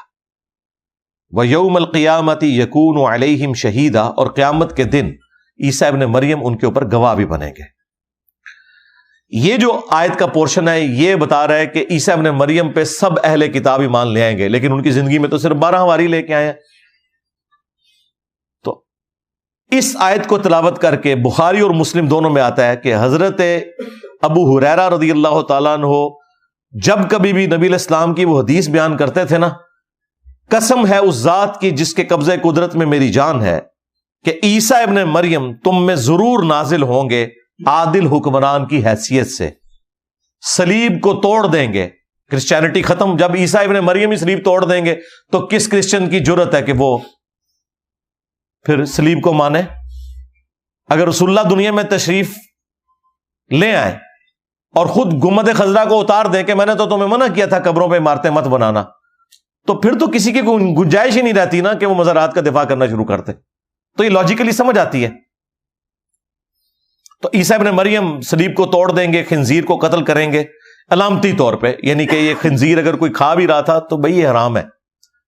جزیہ موقوف کر دیں گے، جزیہ تو کافروں سے لیا جاتا ہے۔ انسان میجورٹی جو ہے وہ حضرت عیسیٰ ابن مریم کے ساتھ شامل ہو جائیں گے، اور مخالفین تو ویسے ہی قتل ہو جائیں گے، ہر طرف اسلام ہوگا۔ اور پھر حضرت ابو ہریرہ یہ بیان کر کے حدیث یہی آیت پڑھا کرتے تھے، وَإِن مِّنْ أَهْلِ الْكِتَابِ إِلَّا لِيُؤْمِنَنَّ بِهِ قَبْلَ مَوْتِهِ، وہ کہتے تھے قرآن پڑھ کے دیکھ لو کہ اہل کتاب میں سے کوئی نہیں بچے گا مگر یہ کہ وہ ان کی موت سے پہلے ان پر ایمان لے آئے گا۔ تو سیدنا ابو ہریرہ رضی اللہ تعالیٰ عنہ کا یہ عقیدہ تھا کہ عیسیٰ ابن مریم نے دنیا میں آنا ہے، اور وہ حدیث کے ساتھ اس چیز کو بیان کر کے یہ آیت بھی ساتھ کوٹ کیا کرتے تھے۔ تو اس مقام پر حیات مسیح اور نزول مسیح دونوں کور ہو گئے کہ زندہ انہیں اٹھایا گیا اور وہ قیامت سے پہلے دنیا میں آئیں گے۔ ہاں، اس کے بعد جب وہ آئیں گے پھر ان کے اوپر ظاہر ہے وہ موت بھی طاری ہوگی، جو قرآن میں آیا کہ سلام ہو اس دن پر جس دن میں پیدا ہوا، جس دن میں مروں گا، جس دن میں دوبارہ اٹھایا جاؤں گا۔ تو ظاہر ہے عیسیٰ ابن مریم نے بھی مرنا ہے، انسان ہے، موت تو ان کو بھی آنی ہے۔ تو یہاں پہ غامدی صاحب کی طرف سے ایک پوائنٹ اٹھایا گیا کہ جی سورۃ المائدہ کے آخری رکوع میں تو عیسیٰ ابن مریم اپنے ماننے والوں سے اعلان برات کریں گے، اور وہ تو یہ کہیں گے کہ اللہ جب تک میں ان میں موجود تھا ان پر گواہ تھا، جب تو نے مجھے اٹھا لیا پھر تو ہی ان پر گواہ تھا، اب یہ تیرے بندے ہیں، چاہے انہیں عذاب دے چاہے انہیں بخش دے۔ تو غامدی صاحب کا یہ کہنا ہے کہ اس موقع پہ عیسیٰ ابن مریم کو یہ کہنا چاہیے نا کہ یا اللہ جب میں دوبارہ دنیا میں آیا تھا تو پھر میں نے ان کی اصلاح بھی کر دی تھی اور لوگ میرے پہ ایمان بھی لے آئے تھے، تو چونکہ اس میں یہ نہیں لکھا ہوا لہذا دوبارہ آنا مشکوک ہوتا ہے۔ بھئی دوبارہ وہ ان لوگوں کے اوپر تو نہیں آئیں گے، وہ تو ہزاروں سال بعد دوبارہ آ رہے ہیں۔ تو لاجیکلی حضرت عیسیٰ ابن مریم کا قیامت کے دن یہ کہنا بنتا ہی نہیں ہے کہ میں دوبارہ آیا تھا تو میں نے ان کو کلمہ پڑھایا تھا۔ بھئی یہ تب کہتے جب انہی میں دوبارہ آتے، جب ان لوگوں سے متعلق بات ہو رہی ہے کہ جن کے اوپر وہ پیغمبر بنا کے بھیجے گئے انہوں نے ان کا انکار کیا یا ان کے بارے میں ڈیوینٹی کلیم کی، وہ تو مر چکے۔ عیسیٰ ابن مریم تو کسی اور نسل کے اوپر آ رہے ہیں، تو اس کا ذکر وہ کیوں کریں گے؟ خام خواہ ایک چوہا چھوڑنا ہوتا ہے اور لوگ بھی پیچھے چڑھ پڑنا، واقعی یہ تو کو نہیں لکھا بھئی، یہ تو تب لکھا ہوتا جب عیسیٰ ابن مریم 33 عیسوی میں اٹھائے جاتے اور 34 کے اندر واپس آ کے تو ان کو دوبارہ کلمہ پڑھاتے، پھر تو بات ہوتی۔ 33 میں اٹھائے گئے ہیں، آج 2023 ہو چکی ہے، 2000 سال ہو چکے ہیں، آج بھی اگر وہ آ جائیں تو یہ تو کہہ نہیں سکتے قیامت الدن کے میں جب دوبارہ گیا تھا تو میں نے ان کو دوبارہ مسلمان کر لیا تھا، کہ وہ تو مر چکے، وہ تو جہنم میں پہنچ گئے جنہوں نے حضرت عیسیٰ ابن مریم کے ساتھ غلط عقیدے وابستہ کیے ہیں۔ لہذا بالکل یہ جان بوجھ کے نہ قرآن میں کوئی اس طریقے سے اپنی بات کو داخل کرنا۔ اب یہ آیات اتنی غیر معمولی ہیں سورہ النساء کی کہ ان کی وجہ سے غامدی صاحب کو بھی یہ بات ماننی پڑی ہے کہ عیسیٰ ابن مریم کے ساتھ غیر معمولی معاملہ ہوا ہے۔ قادیانیوں کا تو عقیدہ ہے کہ وہ مر گئے ہیں اور ان کی قبر بھی ہے۔ غامدی صاحب کا عقیدہ ہے کہ وہ دنیا سے تو چلے گئے لیکن اللہ تعالیٰ نے ان کی ڈیڈ باڈی جو ہے وہ آسمانوں پہ اٹھا لی تھی تاکہ اس لاش کی بے حرمتی نہ ہو۔ تو آدھا عقیدہ وہ بھی مانتے ہیں کہ عیسیٰ ابن مریم اٹھائے گئے ہیں، لیکن وہ کہتے ہیں کہ اسی وقت ان پہ موت طاری کر کے اللہ تعالیٰ نے انہیں اٹھا لیا۔ ہم کہتے ہیں نہیں، اس وقت نیند طاری کر کے انہیں اٹھایا، اور اس کے ثبوت میں ہم قرآن کی آیت بھی انشاءاللہ پیش کریں گے۔ اور احادیث کو تو انہوں نے نہیں ماننا تو اس کو تو چھوڑ دیں، ہم آیات سے اس مقدمے کو کلیئر کریں گے۔ یہاں پہ بالکل واضح ہے، اگر ان کی موت ہوئی ہوتی تو جب اللہ تعالیٰ یہ بار بار ذکر کر رہا ہے کہ نہ ان کو قتل کیا گیا، نہ سلیب دیا گیا، اور یقیناً نہیں قتل کیا گیا، تو بڑا اچھا موقع تھا کہ اللہ تعالیٰ فرماتا کہ اللہ نے انہیں موت دی اور اوپر اٹھا لیا. لیکن اللہ نے یہ نہیں کہا وما قتلوہ یقینا، یقیناً وہ قتل نہیں ہوئے، بل رفعہ اللہ الیہ، بلکہ اللہ نے انہیں اوپر اٹھا لیا. یہاں آنا چاہیے تھا نا. یہ وہ کرالری ہے جو صحیح والی کرالری ہے. لہذا یہ اس طرح کا جو عقیدہ پبلک میں چند لوگوں نے چھوڑا، اور بعض لوگوں نے پھر اس میں مسلمانوں کے جذبات سے بھی کھیلا ہے کہ جی اگر آپ یہ بات کریں گے تو ختم نبوت سٹیک پہ لگ جائے گی. قادیانی بھی تو امتی نبی ہونے کا دعویٰ کر رہے ہیں، غلام احمد قادیانی دجال کے بارے میں. تو ہمارا تو عقیدہ ہے کہ نبی علیہ السلام آخری پیغمبر ہیں، تو ختم نبوت سٹیک پہ لگ جائے گی. ختم نبوت کیسے سٹیک پہ لگے گی؟ حضرت عیسیٰ ابن مریم نبی کی حیثیت سے نہیں، امتی کی حیثیت سے آ رہے ہیں. امتی نبی نہیں، امتی. ہاں چونکہ وہ نبی پہلے سے ہیں تو نبوت اللہ چھینتا نہیں ہے. نبی تو وہ ہوں گے، اس لیے نہیں کہ وہ اب نبی بن کے آئے، اس لیے کہ وہ پہلے سے نبی ہیں. غلام احمد قادیانی دجال کو یہ کہتے ہیں امتی نبی، اور وہ کہتے ہیں کہ اس امت میں وہ نبی بن کے آیا ہے امتی نبی کی حیثیت سے. جبکہ عیسیٰ ابن مریم کے بارے میں ہمارا یہ عقیدہ نہیں ہے کہ وہ امتی نبی ہیں، نہیں، بلکہ وہ امتی بن کے آئے ہیں. نبی وہ پہلے سے تھے، اس امت میں وہ نبی بن کے نہیں آئے. یہ بالکل دو ڈیفرنٹ چیزیں ہیں. ان کو مکس کرنا، بھائی ایک نقطے سے محرم مجرم بن جاتا ہے، ایک جاب و قبول سے اور حق مہر سے بدکاری جو ہے وہ نکاح میں کنورٹ ہو جاتی ہے. بڑا فرق ہوتا ہے. چند چیزوں کے مماثلت سے آپ اپنی مرضی سے کوئی عقیدہ انجیکٹ نہیں کر سکتے. ایکسیپشنز تو ہر جگہ موجود ہوتی ہیں. ختم نبوت کے ہوتے ہوئے حضرت عیسیٰ ابن مریم کا دنیا میں آنا، اس کی ایکسیپشن قرآن میں نبی علیہ السلام نے احادیث میں بیان کر دی ہوئی ہے. اور اس طرح کی اور کئی ایکسیپشنز ہیں. یہ غامدی صاحب وہی ایک گھنونا کھیل کھیل رہے ہیں کہ اگر کوئی شخص قرآن سے یہ کھیل کھیلنا شروع کر دے کہ قرآن میں تو سورہ یاسین میں اور سورہ واقعہ میں لکھا ہے کہ جو مر گیا وہ دوبارہ دنیا میں واپس نہیں آئے گا، لہٰذا قرآن میں جو یہ لکھا ہے کہ عیسیٰ ابن مریم مردوں کو زندہ کرتے تھے یہ فراڈ ہے. فراڈ ہی ہوا نا پھر. تو کیا کہیں گے یہ غامدی صاحب کہ نہیں وہ جنرل رول ہے، یہ ایکسیپشن ہے ایک چھوٹی سی بیچ میں کہ عیسیٰ علیہ السلام کے لیے اللہ نے ان کی نبوت بنوانے کے لیے وقتی طور پہ مردوں کو زندہ کیا، تو وہ جنرل رول کیوں ٹوٹ گیا؟ کہیں گے نہیں وہ ٹوٹا نہیں ہے، یہ ایکسیپشن ہے. سرکار عیسیٰ ابن مریم کے آنے سے بھی یہ وہ ایکسیپشن ہے جس سے ختم نبوت پہ فرق نہیں پڑتا. اس طرح تو قرآن میں اور کئی مثالیں موجود ہیں کہ اگر آپ پک اینڈ چوز کرنا شروع کر دیں گے تو پھر ہم یہ ایکسیپشنز والا جو معاملہ ہے نا اس کو یکلخت نگلیکٹ کریں گے. تو یہ ایکسیپشنز والا معاملہ آلریڈی قرآن پاک میں موجود ہے. اللہ تعالیٰ جنرل رول کے طور پہ ایک بات کرتا ہے، پھر اس میں ایکسیپشن بھی ہوتی ہے. دینی احکامات میں بھی کئی جگہ یہ چیزیں مثال کے طور پہ موجود ہیں. اب یہ وہ مقام تھا جس میں واضح عقیدہ آ گیا. دوسرا مقام جو ہے وہ سورہ آل عمران کی آیت نمبر ہے 55، جس میں سے بعض قادیانیوں نے بھی دھوکہ دیا، اور غامدی صاحب بھی یہاں پہ ایک لفظ کا ترجمہ موت کرتے ہیں. حالانکہ مجھے بڑی خوشی ہوئی کہ غامدی صاحب کے جو اپنے استاد ہیں نا امین احمد اصلاحی صاحب، انہوں نے تدبر القرآن کے اندر آدھا عقیدہ وہی مانا ہے جو باقی مسلمانوں کا ہے کہ حضرت عیسیٰ ابن مریم کو زندہ اللہ نے آسمانوں پہ اٹھایا. انہوں نے کہا کہ کوئی عربی کا قرینہ بنتا ہی نہیں ہے کہ یہاں پہ کوئی متوفی کا ترجمہ جو ہے وہ موت کرے.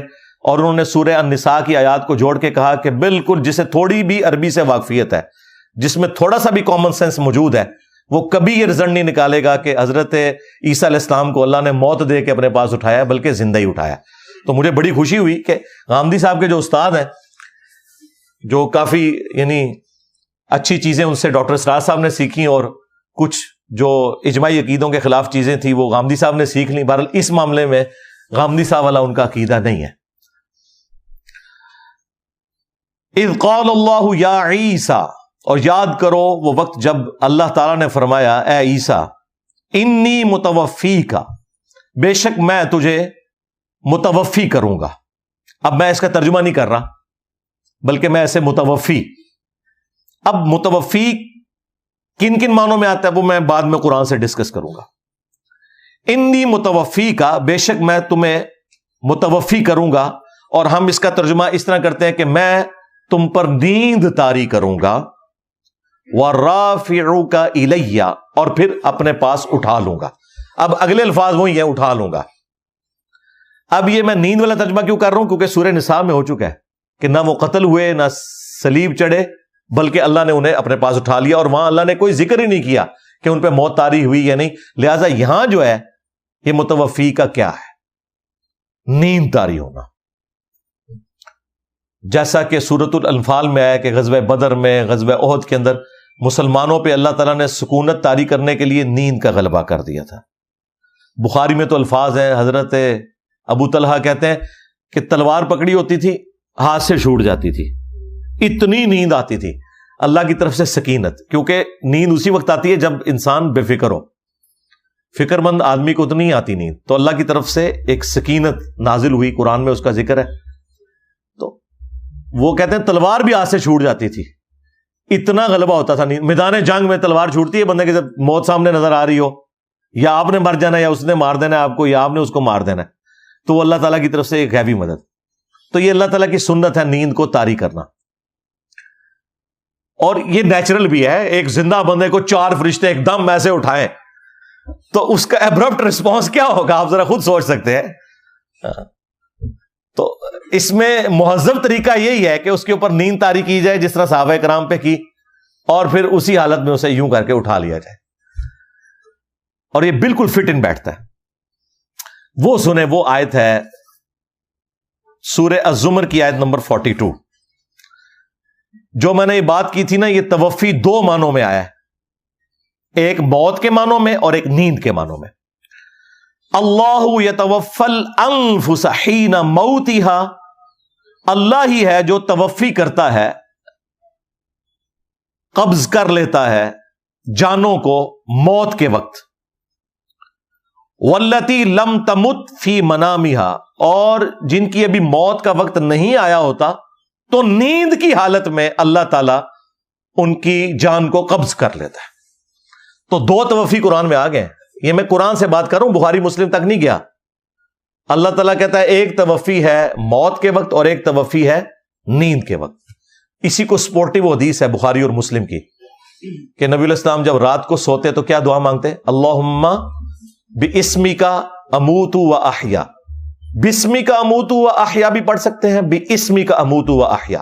اے اللہ میں تیرے نام پر مرتا اور جیتا ہوں، یعنی سوتا اور جاگتا ہوں. آپ بریکٹ میں دیکھیں لوگوں نے ترجمہ یہ کیا ہوتا ہے، کیونکہ نیند بھی موت کی بہن ہے. اور پھر بخاری مسلم کی اسی حدیث میں ہے کہ جب نبی علیہ السلام صبح اٹھتے تو کیا دعا کرتے؟ الحمدللہ الذی احیانا بعد ما اماتنا والیہ النشور. تمام تعریفیں اس اللہ کے لیے جس نے موت کے بعد ہمیں دوبارہ زندہ کر دیا. تو کیا قیامت کے دن زندہ ہوئے؟ نہیں، ہر نیند ایک موت ہے، اور یہ قرآن میں ہے. اللہ یتوفی الانفس، اللہ ہی توفی کرتا ہے، موت دیتا ہے، یا آپ کہہ لیں کہ وہ کیفیت طاری کرتا ہے، لے لیتا ہے جان کو. حین موتہا، موت کے وقت.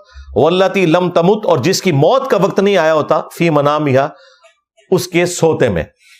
فیمسک التی قضی علیہ الموت، پھر اگر اللہ نے کسی کے لیے موت مقدر کر دی ہوتی ہے تو پھر اس کی جان کو اپنے پاس ہی روک لیتا ہے. دیکھیں لوگ سوتے بھی سو جاتے ہیں، دوبارہ اٹھتے ہی نہیں ہیں.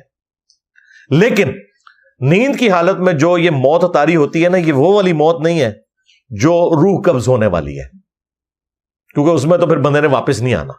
اس لیے آپ اس بندے کو اگر چٹکی کاٹیں، سوئی چبو دیں، فوراً اٹھ جاتا ہے. وہ ایک رشتہ اللہ تعالیٰ نے باقی رکھا ہوا ہے. وَيُرْسِلُ الْأُخْرَى إِلَىٰ أَجَلٍ مُّسَمًّى، اور باقیوں کی جان کو اللہ تعالیٰ واپس کر دیتا ہے ایک مقررہ وقت تک کے لیے، جو ان کا فائنل ٹائم موت کا آنا ہے تو اللہ تعالیٰ وہ واپس کر دیتا ہے. إِنَّ فِي ذَلِكَ لَآيَاتٍ لِقَوْمٍ يَتَفَكَّرُونَ، بے شک اس کے اندر نشانیاں ہیں ان لوگوں کے لیے جو غور و تفکر کرنے والے لوگ ہیں. تو یہ قرآن میں سورہ الزمر کی آیت نمبر 42 میں 2 توفیوں کا ذکر ہوا. ایک توفی ہے موت کے وقت، دوسری نیند کے وقت. اللہ تعالیٰ جان کو قبض کرتا ہے. اب آپ کو یہ سمجھ آئے گا، انی متوفی کا، میں تجھے توفی دوں گا، نیند دوں گا، ورافعک الیہ، اور اپنے پاس اٹھا لوں گا. اور یہ ترجمہ کیوں کرنا پڑ رہا ہے؟ کیونکہ دوسری جگہ میں سورہ النساء کے اندر کتنی واضح آیات ہیں. اللہ تعالیٰ فرما رہا ہے وما قتلوہ وما صلبوہ ولکن شبہ لہم، اور پھر بعد میں وما قتلوہ یقینا بل رفعہ اللہ الیہ، بلکہ اللہ تعالیٰ نے ان کو اپنے پاس اٹھا لیا۔ تو یہ بالکل واضح ہو گیا کہ یہ توفی ہوئی ہے نیند کی حالت میں، جو میں پہلے آپ کو بتا چکا۔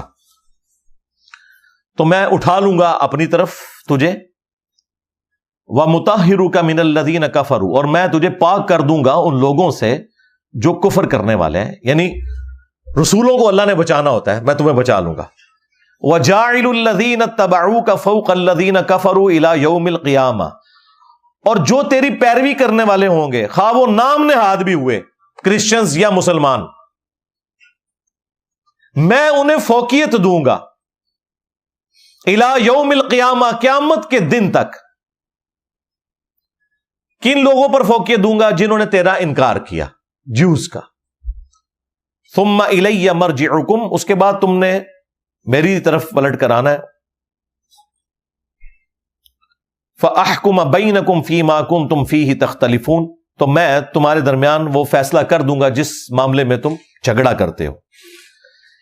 یہ آیت واضح بتا رہی ہے کہ حضرت عیسیٰ ابن مریم کے جو گستاخ ہیں، جو ان سے کفر کی روش اختیار کرنے والے لوگ ہیں، اللہ تبارک و تعالی ان کے اوپر غلبہ دے گا، کرسچنز کو بھی اور مسلمز کو بھی، کیونکہ دو ہی ہیں جو حضرت عیسیٰ ابن مریم کو مانتے ہیں، کرسچنز اور مسلمز۔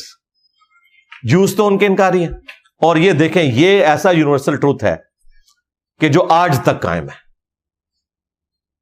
کبھی بھی جوز کو ان پہ غلبہ نہیں ملا۔ پہلے کرسچنز کے اوپر غالب رہے، ٹائٹس نے حملہ کیا، اور یہ آخری بھی جو ہٹلر بھی تھا یہ بھی کرسچن ہی تھا، اور مسلمانوں کے پاس تو یہ بیت المقدس و یہ سارا معاملہ رہا، ہمیشہ غلبہ رہا۔ آج بھی غلبہ مسلمانوں اور کرسچنز کا ہی ہے، اور یہ جو غلبہ ہے یہ کرسچنز کی سپورٹ کی وجہ سے ہوا ہے تھوڑا بہت، جو یہودیوں کا ہے، اور اس کا ذکر بھی اللہ نے قرآن میں کر دیا تھا، لیکن اس جگہ پہ نہیں کیا تاکہ اللہ تعالیٰ کا کوئی چھوٹا سا کلپ کاٹے کہ یا اللہ تو نے تو کہا تھا کہ ہمیشہ کرسچنز اور مسلمان ہی غالب رہیں گے، تو یہ تو یہودی غالب کیسے ہو گئے ہیں؟ تو کلپ تو کٹتا ہے ادھر سے، جس طرح ہمارے بھی ایک لیکچر میں سے کلپ کاٹ لیتے ہیں، ہر جگہ نہیں کلیئر کر، لیکن اللہ تعالیٰ نے دوسری جگہ اس چیز کو کلیئر کر دیا ہوا ہے، اور وہ ہے آیت نمبر 112 سورہ آل عمران کی۔ ضربت علیہم الذلہ اینما ثقفوا، یہودیوں کے لیے اب ذلت ہے، جہاں کہیں بھی یہ ہوں گے ان کے لیے ذلت اللہ نے مقدر کر دی ہے۔ الا بحبل من اللہ، سوائے اس کے کہ اللہ تعالیٰ ہی کبھی ان کا کوئی سہارا بن جائے آزمائش کے طور پر، وحبل من الناس، یا لوگ ان کو سہارا دے دیں، اور وہ لوگ سہارا کون دیتے ہیں؟ کبھی مسلمان سہارا دے دیتے ہیں اپنی غلط پالیسیز کی وجہ سے، اور کبھی کرسچنز۔ وَبَاءُوا بِغَضَبٍ مِّنَ اللَّهِ، اور وہ اللہ کے غضب کے حقدار ہی رہیں گے۔ وَضُرِبَتْ عَلَيْهِمُ الْمَسْكَنَةُ، اور محتاجی جو ہے وہ ان کے اوپر تھوپ دی گئی ہے، غریب الوطنی تھوپ دی گئی ہے۔ ڈائسپورا کب کا شروع ہوا ہے؟ ابھی تک مکمل نہیں ہوا، اگرچہ 1917 میں تھوڑا سانس ملا انہیں، بالفور ڈکلیریشن کے بعد جو زائنسٹ موومنٹ کامیاب ہوئی، پھر 1948 میں، پھر 1967 میں، یہ میں تاریخ کئی دفعہ بتا چکا ہوں فلسطین والی۔ ذالک بانہم کانوا یکفرون بآیات اللہ، یہ اس وجہ سے کہ یہ اللہ کی آیات کا انکار کرتے تھے۔ وَيَقْتُلُونَ الْأَنْبِيَاءَ بِغَيْرِ حَقٍّ، اور انبیاء کو ناحق قتل کرتے تھے۔ ذَلِكَ بِمَا عَصَوْا وَكَانُوا يَعْتَدُونَ، یہ اس لیے کہ یہ نافرمان بھی تھے اور سرکشی بھی کیا کرتے تھے، اور آج تک ان کی سرکشی ہے۔ اور یہ سورہ بنی اسرائیل میں اللہ تعالیٰ نے فرمایا ہے کہ اگر تمہاری یہ سرکشی کی روش ختم نہ ہوئی میں پھر تم پہ عذاب بھیج دوں، اور اگر تم نے حق قبول کر لیا تو ٹھیک ہے، لیکن روش نہیں چھوڑی۔ اسی وجہ سے ٹائٹس کے ذریعے عذاب آیا، اور پھر ہٹلر کے ذریعے عذاب آیا، اور ابھی آخری قسط باقی ہے عیسیٰ ابن مریم کے ذریعے، اللہ یہ کہ یہ حق قبول کر لیں۔ تو یہ اللہ تعالیٰ کا فیصلہ ہے۔ تو جو مخالف ہوتے ہیں نا وہ بھی اللہ تعالیٰ ہی مسلط ہونے دیتا ہے نا۔ ہم ہٹلر کو کنڈیم کرتے ہیں، اس نے غلط کیا، جس طرح کہ یروشلم کی اینٹ سے اینٹ بجا دی تھی بت پرستوں نے، جس کا ذکر قرآن میں موجود ہے سورہ بنی اسرائیل کے پہلے رکوع میں۔ دونوں ہی کافر تھے جنہوں نے یروشلم کے ساتھ یہ کیا، اور وہاں پہ انبیاء کے ماننے والے تھے، اس وقت وہ مسلمان تھے، جب تک عیسیٰ ابن مریم کا انہوں نے انکار نہیں کیا. لیکن پھر اللہ تعالیٰ نے ان کے اوپر یہ عذاب کا کوڑا، اور اللہ نے کافروں کو کہا کہ ہم نے اپنے بندے مسلط کیے، حالانکہ وہ کافر تھے. لیکن اللہ تعالیٰ عذاب اسی طریقے سے کرتا ہے نا. مسلمانوں کے اوپر بھی یہ تکلیف آئی ہے، پھر رومنس کے ذریعے بھی آئی، یعنی کلونین پاورز کے ذریعے بھی آئی ہے، اور تاتاریوں کے ذریعے بھی آئی ہے. یہاں پہ بھی 2 عذاب کے کوڑے پڑے ہیں مسلمانوں کے اوپر. بہرحال یہ وہ عقیدہ تھا جو حیات مسیح اور نزول مسیح سے متعلق تھا. نزول مسیح سے متعلق ایک اور مقام بھی ہے قرآن میں، وہ سورہ الزخرف ہے، جس میں اللہ تعالیٰ نے تفصیل کے ساتھ عیسیٰ ابن مریم کا ذکر کیا. آیت نمبر 57 سے آنورڈ. اور اب وہ آیات آپ خود پڑھ لیجئے گا. اگر میں نے انہیں تفصیل سے بیان کیا تو اس میں کئی ایک ٹاپکس اور کھلیں گے. پھر میری عادت یہ ہے کہ کوئی ایک میں چیز کھول لوں تو پھر میں اس کو بریف کرتا ہوں. بہرحال اس میں سینٹر میں جا کے ایک آیت آتی ہے. اس آیت کے شروع میں بھی عیسیٰ ابن مریم کا ذکر ہے، بعد میں بھی عیسیٰ ابن مریم کا ذکر ہے. لہٰذا یہ بالکل فٹن ہے کہ عیسیٰ ابن مریم کے بارے میں ہے. سٹارٹ تو اس سے ہوا ہے وَلَمَّا ضُرِبَ ابْنُ مَرْيَمَ مَثَلًا إِذَا قَوْمُكَ مِنْهُ يَصِدُّونَ. یہاں سے آنورڈ چلتے ہوئے عیسیٰ ابن مریم کی اللہ نے تعریف بیان کی ہے، جو ان کے بارے میں غلط عقائد تھے اس کا رد کرتے ہوئے اللہ تعالیٰ نے فرمایا وَإِنَّهُ لَعِلْمٌ لِلسَّاعَةِ، اور بے شک عیسیٰ جو ہیں وہ قیامت کی خبر ہے. یہ ہو کی ضمیر ظاہر ہے عیسیٰ ابن مریم کی طرف جاری ہے جن کا ذکر ہے. فَلَا تَمْتَرُنَّ بِهَا، تو دیکھنا اس میں شک نہ کرنا. وَاتَّبِعُونَ، اور میرے پیروکار بننا. هَذَا صِرَاطٌ مستقیم، یہی ہے سیدھا راستہ. پھر اس کے بعد پھر عیسیٰ ابن مریم کا ذکر ہوا ہے. لہٰذا یہ کسی اور شخصیت کے بارے میں نہیں، عیسیٰ ابن مریم کے بارے میں. بعض لوگ جو نہیں ماننا چاہتے وہ کہتے ہیں نبی الاسلام کا ذکر، نبی الاسلام کا ذکر اس میں کہیں نہیں ہے. نبی الاسلام دعوت دے رہے ہیں عیسیٰ ابن مریم کے حوالے سے اپنے مخالفین کو. اور اس آیت کے کانٹیکسٹ میں المستدرک للحاکم میں، مسند امام احمد میں، صحیح ابن حبان میں ابن عباس کا قول موجود ہے. قول بھی ہے اور نبی الاسلام سے مرفوع انہوں نے روایت بھی کی ہے کہ نبی صلی اللہ علیہ وآلہ وسلم نے فرمایا کہ یہ جو آیت ہے وَإِنَّهُ لَعِلْمٌ لِلسَّاعَةِ، کہ بے شک عیسیٰ ابن مریم جو ہیں یہ قیامت کی خبر ہیں. یہ عیسیٰ ابن مریم کے دوبارہ دنیا میں آنے سے متعلق ہے. یہ حدیث میں بھی آ گیا اس کے کانٹیکسٹ میں. اس آیت کی تشریح میں نے حدیث سے بھی بیان کر دی. اب چند ایک اشکالات جو میں ویسے اس میں ڈسکس تو کر چکا ہوں لیکن میں اسے ایک جگہ جمع کر دیتا ہوں. ایک تو یہ سوال ہوتا ہے کہ دنیا میں دوبارہ کیوں آئیں گے، وہ میں نے آپ کو کلیئر کر دیا کہ ان کی ہر چیز ہی معجزانہ ہے. پیدائش بھی، ماں کی گود میں اعلان نبوت بھی، اور ان کے معجزات بھی، مردوں کو زندہ کرنا بھی، اور مٹی کی مورت میں پھونک مارنا اور اس کا پرندہ بن جانا، ہر چیز ہی معجزہ ہے. اول تا آخر معجزات ہی ہیں. تو یہ بھی ان کے لیے ایک اللہ نے معجزہ رکھ دیا کہ اللہ نے انہیں زندہ آسمانوں پہ اٹھا لیا.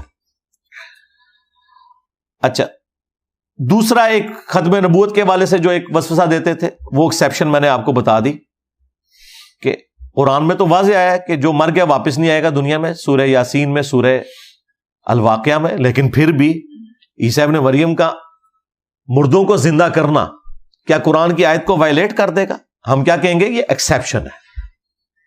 بھئی ختم نبوت ہو چکی ہے، اس کے باوجود ابو داؤد میں، حاکم میں حدیث ہے، مشکات میں بھی، کہ ہر 100 سال میں ایک مجدد آئے گا جو دین کی تجدید کرے گا. تو وہ جو مجدد آ رہا ہے تو کیا وہ نیا دین پیش کر رہا ہے؟ نہیں، جو خرافات داخل ہو چکی ہیں ان کی تجدید کرے گا. دین وہی ہے جو نبی الاسلام کے اوپر مکمل ہو چکا. اور ایک اور چیز وہ کہتے ہیں کہ جی آنے کا مقصد کیا ہے، وہ بھی میں نے آپ کو بتا دیا کہ یہودیوں پر عذاب کا آخری کوڑا آنا ہے بسبب اس کے کہ انہوں نے ابھی تک اپنی وہ روش نہیں چھوڑی. اچھا، یہاں پہ ایک اور چیز بھی جو میں نے سورہ آل عمران کی آیت نمبر 55 کے کانٹیکسٹ میں جو عیسیٰ ابن مریم کے بارے میں اللہ تعالیٰ نے فرمایا نا، انی متوفی کا، بعض لوگ بخاری سے ایک روایت لے کے آتے ہیں جس کی سند کوئی نہیں ہے، وہ ایک چیپٹر کی ہیڈنگ میں ہے، بے سند ابن عباس کا قول ہے کہ وہ اس کا ترجمہ ممیتو کا کرتے تھے کہ جی یہاں پر جو ہے وہ ممیتو کا مراد ہے متوفی کا، اور اس کی سند کوئی نہیں ہے۔ یہ جتنے منکرین حدیث ہیں ان کا مسئلہ یہ ہے کہ انہیں آپ قرآن بخاری مسلم سے بھی کوئی چیز پیش کریں یہ انکار کر دیں گے، اور اپنے مطلب کی چیز کوئی بے سند بھی روایت آئے گی نا، وہ جو ان کے کسی بڑے نے گھڑی ہوگی، ٹھیک ہے نا، اس کو لا کے پیش کر رہے ہوں گے۔ یہ ان کا وتیرہ ہے، کیونکہ یہ اصل میں حق بات کو قبول نہیں کرنا چاہتے ہیں۔ پتا ہوتا ہے ان کو، وَأَنْتُمْ تَعْلَمُونَ، جس طرح یہودی علماء کو بھی پتا تھا کہ وہ کیا کر رہے ہیں، کہ ان کی کتابوں میں پروفیسیز موجود ہیں، نہیں مانا انہوں نے۔ تو یہ کہنا کہ ابن عباس نے کہا کہ ابن عباس سے، تو وہ ثابت ہی نہیں بھائی۔ یہ معاملہ اس حوالے سے کلیئر ہو گیا۔ اور ایک اور چیز جو قادیانی پیش کرتے ہیں کہ عیسیٰ ابن مریم اور امام مہدی ایک ہی پرسنالٹی کے دو نام ہیں، تو یہ بالکل غلط ہے۔ اس حوالے سے جو ابن ماجہ کی روایت پیش کی جاتی ہے بالکل جعلی روایت ہے، کسی محدث نے اس روایت کو ایکسیپٹ نہیں کیا کہ عیسیٰ ابن مریم ہی مہدی ہیں۔ اور اگر اس کو روایت کو کسی نے صحیح بھی ماننا ہے تو ان معنوں میں ہے کہ مہدی تو وہ ہے، ہر اللہ کا پیغمبر مہدی ہوتا ہے، وہ امام مہدی جو ہے وہ الگ سے ایک پرسنالٹی ہے، عیسیٰ ابن مریم الگ سے ایک پرسنالٹی ہے۔ امام مہدی دنیا پہ اسلام کا غلبہ کریں گے، لیکن جب دجال آئے گا نا، وہ فتنہ اتنا بڑا ہے کہ وہ امام مہدی کے قابو نہیں آئے گا، اس کے لیے پھر بڑی پرسنالٹی چاہیے، پھر عیسیٰ ابن مریم اتریں گے اور پھر لیڈرشپ ان کے حوالے ہو جائے گی، اور پھر وہ عادل حکمران ہوں گے، وہی 40 سال تک رہیں گے۔ اس سے متعلق اب جو احادیث ہیں وہ میں بیان کر دیتا ہوں۔ 12 احادیث۔ پہلی حدیث بخاری اور مسلم دونوں میں موجود ہے، جو میں نے پہلے بھی بیان کی۔ قسم ہے اس ذات کی جس کے قبضے قدرت میں میری جان ہے، عیسیٰ ابن مریم تم میں عادل حکمران کی حیثیت سے اتریں گے، صلیب کو توڑ دیں گے، خنزیر کو قتل کر دیں گے، جزیہ موقوف کر دیں گے، یعنی سب کے سب لوگ اسلام قبول کر لیں گے۔ اور پھر حضرت ابو ہریرہ قرآن کی آیت پڑھتے تھے سورۃ النساء کی کہ اہل کتاب میں سے کوئی نہیں بچے گا مگر یہ کہ ان کی موت سے پہلے ان پر ایمان لے آئے گا۔ دوسری حدیث بھی بخاری اور مسلم دونوں میں ہے، تمہاری اس وقت کیا شان ہوگی جب عیسیٰ ابن مریم تم میں اتریں گے اور تمہارا امام تم میں سے ہوگا۔ اور اس کی تفصیل اگلی حدیث میں ہے مسلم شریف کی۔ نبی الاسلام نے فرمایا میری امت کا ایک گروہ قیامت تک حق کے لیے قتال کرتا رہے گا حتیٰ کہ عیسیٰ ابن مریم اتریں گے اور مسلمانوں کا امیر انہیں کہے گا، اور یہ ہوگا شام کی سرزمین کے اندر، بیت المقدس میں ہی۔ یہ فائنل سب کچھ وہیں پہ جمع ہونا ہے۔ آپ تو دیکھیں اس ٹائم پوری دنیا ہی بیت المقدس اور شام کو ہی ڈسکس کر رہی ہے اس وقت۔ تو شام میں بیت المقدس میں اتریں گے تو مسلمانوں کا امیر انہیں کہے گا آپ ہمیں نماز پڑھائیں، آپ پیغمبر ہیں۔ تو وہ کہیں گے کہ یہ اللہ نے تمہیں سعادت دی ہے کہ تم میں سے بعض کے امام ہوتے ہیں۔ تو عیسیٰ ابن مریم مسلمانوں کے اس حکمران، اس امیر یعنی امام محمد مہدی کے پیچھے نماز پڑھیں گے۔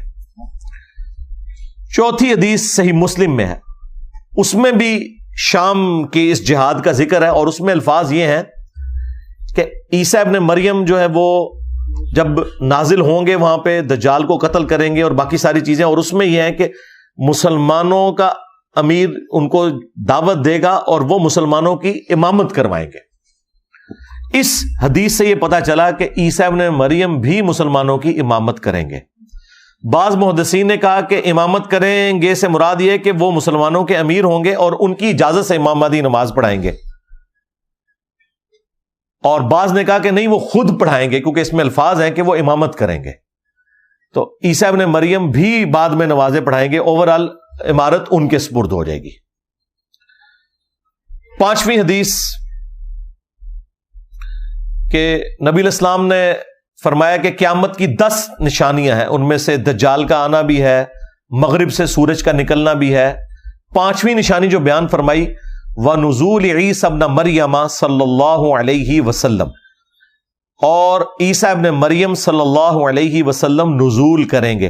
یہاں پہ نبی صلی اللہ علیہ وآلہ وسلم نے عیسیٰ کے نام کے ساتھ خود کہا صلی اللہ علیہ وسلم، لہذا یہ درود شریف محدثین نے نہیں گھڑا بلکہ نبی الاسلام نے خود تعلیم فرمایا۔ چھٹی حدیث جو ہے نا مسلم شریف کی، یہ بڑی تفصیلی حدیث ہے، سب سے زیادہ تفصیلی حدیث یہی والی ہے مسلم شریف کی 7373 نمبر حدیث، جس میں ہے کہ 2 زرد چادریں اوڑے ہوئے عیسیٰ ابن مریم دمشق کے مشرقی مینار کے پاس اتریں گے 2 فرشتوں کے سہارے، اور پھر وہ دجال کو قتل کریں گے۔ دجال ان کے سانس کی وجہ سے پگھلے گا مقام لد کے اوپر، جہاں پہ اسرائیل نے بہت بڑا ایئرپورٹ بنا لیا ہوا ہے، وہیں پہ وہ دجال کو قتل کریں گے۔ ہو سکتا ہے بھاگ رہا ہو وہاں سے کوئی طیارہ لے کے اپنا، تو عیسیٰ ابن مریم پیچھے سے پہنچ جائیں۔ بہرحال وہ لد پہ بہت بڑا ایئرپورٹ ہے، سب سے زیادہ مصروف ایئرپورٹ جو ہے نا وہ لد گاؤں میں ہے۔ وہ تو خیر اب گاؤں کیا، اب تو بہت بڑا سٹی بن چکا ہے۔ وہاں پہ وہ اس کو قتل کر دیں گے۔ یہ حدیث، اس میں پھر یاجوج ماجوج کا بھی ذکر ہے کہ اس کے بعد یاجوج ماجوج کا فتنہ ظاہر ہوگا۔ پھر وہ حضرت عیسیٰ ابن مریم کی دعا سے اللہ تعالیٰ انہیں ہلاک کرے گا ایک بیماری میں مبتلا کر کے، ان کی گردنوں میں کیڑے، کوئی وائرسز یا کوئی ایسا معاملہ ہوگا، بہرحال وہ ہلاک ہو جائیں گے۔ اور اس کے بعد پھر اسلام کا غلبہ ہوگا، اسی حدیث میں آتا ہے۔ اور پھر عیسیٰ ابن مریم دنیا سے چلے جائیں گے، پھر دوبارہ سے کفر کی طرف انسانیت لوٹ جائے گی، حتیٰ کہ ایک خوشبودار ہوا چلے گی، سارے مسلمانوں کو اللہ تعالیٰ اپنے پاس بلا لے گا، صرف کافر دنیا میں رہ جائیں گے جو اعلانیہ بدکاری کریں گے جانوروں کی طرح، اور پھر اللہ تعالیٰ سب کے اوپر قیامت کو طاری کر دے گا۔ یہ وہ تفصیلی حدیث ہے، وہ آپ خود پڑھ لیجئے گا۔ جس سے شوق ہے نا، مسلم شریف میں سب سے زیادہ تفصیلی احادیث ہیں قرب قیامت کی، جو اینڈ آف ٹائم کے پوائنٹ آف ویو سے ہیں، چاہے وہ نزول عیسیٰ سے متعلق ہوں، چاہے وہ دجال سے متعلق ہوں۔ آلموسٹ 140 احادیث ہیں صرف اسی ٹاپک پہ، اور مسلم شریف، بخاری شریف اور باقی حدیث کی کتابوں کے کمبائنڈ نوٹس مشکات کے اندر آپ کو آلموسٹ 60 کے قریب احادیث مل جائیں گی آخری چیپٹر کے اندر۔ جو ڈبلنگ ہے وہ انہوں نے چھوڑ دی، اس وجہ سے وہ تعداد کم ہے، ادروائز وہ مسلم شریف سے بھی زیادہ ڈیٹیلڈ چیپٹر ہے اس حوالے سے، کیونکہ باقی بخاری سے بھی، ابن ماجہ سے بھی، ابو داؤد سے بھی روایتیں اس میں موجود ہیں۔ وہ 2 چیپٹر جو ہیں وہ آپ پڑھ لیں خود، PDF ہماری ویب سائٹ سے ڈاؤن لوڈ کر لیں، صحیح مسلم کے چیپٹر اور مشکات المصابیح کا، تو آپ کو ساری احادیث مل جائیں گی۔ 7ویں حدیث وہ بھی صحیح مسلم کے اندر ہے کہ جب دجال دنیا میں اترے گا تو وہ پھر 40 دن تک رہے گا۔ ویسے راوی کہتے ہیں، مجھے یاد نہیں کہ وہ 40 سال ہے یا 40، باقی روایتوں میں 40 دن کا ذکر ہے۔ اس میں سے پہلا دن 1 سال کا ہوگا، دوسرا دن جو ہے وہ 1 مہینے کا، تیسرا 1 ہفتے کا، اور پھر نارمل دن ہوں گے۔ صحابہ نے کہا کہ ہم نمازوں کا کیا کریں گے؟ آپ نے فرمایا اندازہ مقرر کر لینا، یعنی وہی ٹائم ٹیبل جو اس وقت نارتھ اور ساؤتھ پول پہ بھی ٹائم ٹیبل کے مطابق چلتے ہیں نا، تو وہ ہو جائے گا انشاءاللہ۔ اور پھر نبی علیہ السلام نے فرمایا کہ وہ عروہ ابن مسعود جو میرے صحابی ہیں، ان کی وہ ہم شکل ہیں، گھنگریالے بال، اور ظاہر ہے ینگ ایج ہے، 33 سال کی عمر ہے، شادی بھی نہیں ہوئی ہوئی، تو 33 سال کی عمر تو اتنی بڑی عمر تو نہیں ہے۔ 8ویں حدیث بھی صحیح مسلم میں ہے کہ عیسیٰ ابن مریم اتریں گے، اور اس کے بعد وہ راوی حدیث کہتے ہیں اس بات کے اوپر کہ جو نبی علیہ السلام نے فرمایا کہ تمہارا امام تم میں سے ہوگا، تو وہ کہتے ہیں کہ وہ امام سے مراد یعنی وہ تمہیں اللہ کی کتاب اور اس کے نبی کی سنت کے مطابق چلائیں گے، یعنی امام یعنی جس کی پیروی کی جاتی ہے۔ تو امام ان معنوں میں بھی ہے، ایک امام مادی والے معنوں میں بھی ہے، اور اس معنی میں بھی امام آیا کہ وہ تمہیں اللہ کی کتاب اور اس کے نبی کی سنت کے مطابق چلائیں گے۔ یہ صحیح مسلم میں موجود ہے۔ البتہ فقہ حنفی والوں نے، شیخ احمد سرندی نے، جسے یہ مجدد الافسانی کہتے ہیں، اس نے اپنے مکتوبات میں لکھا ہے کہ وہ فقہ حنفی کے مطابق عمل کریں گے۔ تو پھر انہیں شرم آئی، انہوں نے کہا نہیں، ان کا اجتہاد جو ہے نا وہ امام حنیفہ سے مل جائے گا۔ یار اندازہ کرو، یہ مطلب امام حنیفہ کے انڈر ہی دینا چاہتے ہیں حضرت عیسیٰ ابن مریم کو۔ اور پھر وہ کہتے ہیں کہ بالفرض اگر اس امت میں کوئی نبی ہوتا تو وہ بھی فقہ حنفی کے مطابق عمل کرتا۔ اندازہ کریں، فقہ حنفی کے ساتھ جو ابھی تک ہو چکی ہے اور بعد میں جو کچھ ہونی ہے، ٹھیک ہے، امام حنیفہ کے ساتھ نہیں، فقہ حنفی کے ساتھ۔ تو اس طرح کہ وہ، اس کی اپنی کریڈیبلٹی کیا ہے، اس نے خود اپنے آپ کو کہا میں 1000 سال کا مجدد ہوں۔ جب کسی نے کہا کوئی دلیل دیں تو اس نے کہا دلیل یہ ہے کہ جو فرق 100 اور 1000 میں ہوتا ہے نا، وہی 100 سال کے مجدد اور 1000 سال کے مجدد میں ہوتا ہے۔ بھائی 100 سال کے مجدد کا ذکر تو ابو داؤد میں، حاکم میں موجود تھا، 1000 سال کا مجدد تو کہیں ذکر نہیں ہوا، خود سے کلیم کر دیا۔ اور پھر اس بندے نے یہاں پہ اپنی زبان نہیں روکی، پھر اس نے کہا کہ میں اللہ سے امید کرتا ہوں کہ جو اللہ نے مجھے کمالات دیے ہیں نا, اس کا بہت سا حصہ امام مہدی کو بھی اللہ تعالیٰ دے دے گا. یعنی وہ کہتا ہے مہدی تو جائے کوئی نہیں. ہاں, اور یہ وہ ہیں جس کو دیوبندی, بریلوی اور بعض اہل حدیث بھی مجدد الافسانی کہتے ہیں. 1000 سال کا مجدد. ہمارے استاد ڈاکٹر اسرار صاحب بھی ایک طرف بچارے کہتے ہیں میں اختلافی موضوعات پہ امی ہوں, اور دوسری طرف وہ اختلافی موضوعات کے اوپر یہ کچھ بھی کر جاتے تھے. وہ بھی ان کی وہ بڑی تعریف بیان کرتے ہیں. یہ کچھ انہوں نے کیا ہوا ہے, اور یہ ان کے اپنے مکتوبات ہیں, ان کے ماننے والوں نے چھاپے ہوئے ہیں. یہ میں نے نہیں ان کی طرف منسوب کیے. اس بندے کے آپ دعوے دیکھیں. اور مسلم شریف اگر اس نے پڑھی ہوتی تو کبھی جرت نہ کرتا, وہ یہی کہتا کہ کتاب اللہ اور سنت کے مطابق چلائیں گے. 9ویں حدیث سنن نسائی کے اندر موجود ہے. یہ بڑی مشہور حدیث ہے غزوہ ہند والی, کہ 2 طرح کے گروہ ہیں جن کو اللہ تعالیٰ نے نجات دے دی ہے. ایک وہ جو ہند میں جہاد کریں گے. اب یہ غزوہ ہند محمود غزنوی والا, حافظ سعیسہ والا نہیں ہے, یہ قرب قیامت والا ہے. ہاں, اور کیونکہ قرب قیامت میں یہ ہونا ہے جب دجال کا ظہور ہوگا, اس سے ایڈجسٹنٹ پہلے. اور دوسرا جو عیسیٰ ابن مریم کے ساتھی ہوں گے ان کو بھی اللہ تعالیٰ نے نجات دے دی ہے. یہ حدیث سنن نسائی میں موجود ہے. 10ویں حدیث سنن ابن ماجہ میں ہے اور مسند احمد کے اندر ہے کہ نبی علیہ السلام کہتے ہیں معراج کی رات جب میری ملاقات ہوئی حضرت ابراہیم علیہ السلام سے, موسیٰ علیہ السلام سے, تو میں نے دونوں سے قیامت کے متعلق ڈسکشن کی کہ قیامت کے بارے میں مجھے بتائیں کہ کب آئے گی. تو دونوں نے کہا کہ ہمیں کچھ علم نہیں ہے, آپ عیسیٰ ابن مریم سے پوچھیں. تو کہتے ہیں جب عیسیٰ ابن مریم سے میری ملاقات ہوئی تو عیسیٰ ابن مریم نے مجھ سے کہا کہ قیامت کا تو مجھے نہیں پتا کب آئے گی, البتہ جب قیامت آنے والی ہوگی تو اس سے پہلے میں دنیا میں نازل ہوں گا اور دجال کو قتل کروں گا. اور وہ سارا جو تفصیل ہے وہ اس کے اندر موجود ہے. یاجوج ماجوج کا بھی ذکر اس میں موجود ہے, وہ آپ حدیث پڑھ لیجئے گا. نمبر میں اس لیے بتا رہا ہوں, انشاءاللہ ہم امیجز بھی ڈسپلے کرا دیں گے تاکہ یہ کوئی نہ کہے کہ جی مجھے پتہ نہیں چلا, میں خود پڑھ لیتا, تو آپ پڑھ لیجئے گا. 11 نمبر حدیث سنن نبی داؤد میں ہے اور مسند احمد کے اندر بھی موجود ہے. نبی علیہ السلام نے فرمایا کہ تمام انبیاء جو ہیں وہ آپس میں بھائی ہیں, لیکن عیسیٰ ابن مریم اور میرے درمیان کوئی اور نبی نہیں ہے, ان کے ساتھ تو میرا خاص رشتہ ہے کیونکہ یہ فترت کا پیریڈ ہے, یعنی ہمارے درمیان کوئی اور پیغمبر نہیں آیا. پھر نبی علیہ السلام نے کہا کہ عیسیٰ ابن مریم قرب قیامت میں نازل ہوں گے, دجال کو قتل کر دیں گے, صلیب توڑ دیں گے, وہی سارے الفاظ جو بخاری مسلم میں آئے. اس میں آگے الفاظ ہیں کہ وہ 40 سال تک دنیا میں رہیں گے, اور پھر اینڈ پہ مسلمان ان کا جنازہ پڑھ کے انہیں دفنائیں گے. لیکن یہ نہیں اس میں موجود کہ کہاں پہ دفنائیں گے. وہ آخری حدیث 12 نمبر جو ترمذی میں موجود ہے اور مشکات کے اندر, عبداللہ ابن سلام جو ایک یہودی تھے اور بعد میں مسلمان ہوئے, یہودی عالم تھے اور صحابی بنے, وہ کہتے ہیں کہ تورات میں جو محمد صلی اللہ علیہ وآلہ وسلم کے بارے میں تعریفیں لکھی ہیں ان میں سے ایک یہ ہے کہ عیسیٰ ابن مریم جب دنیا میں دوبارہ آئیں گے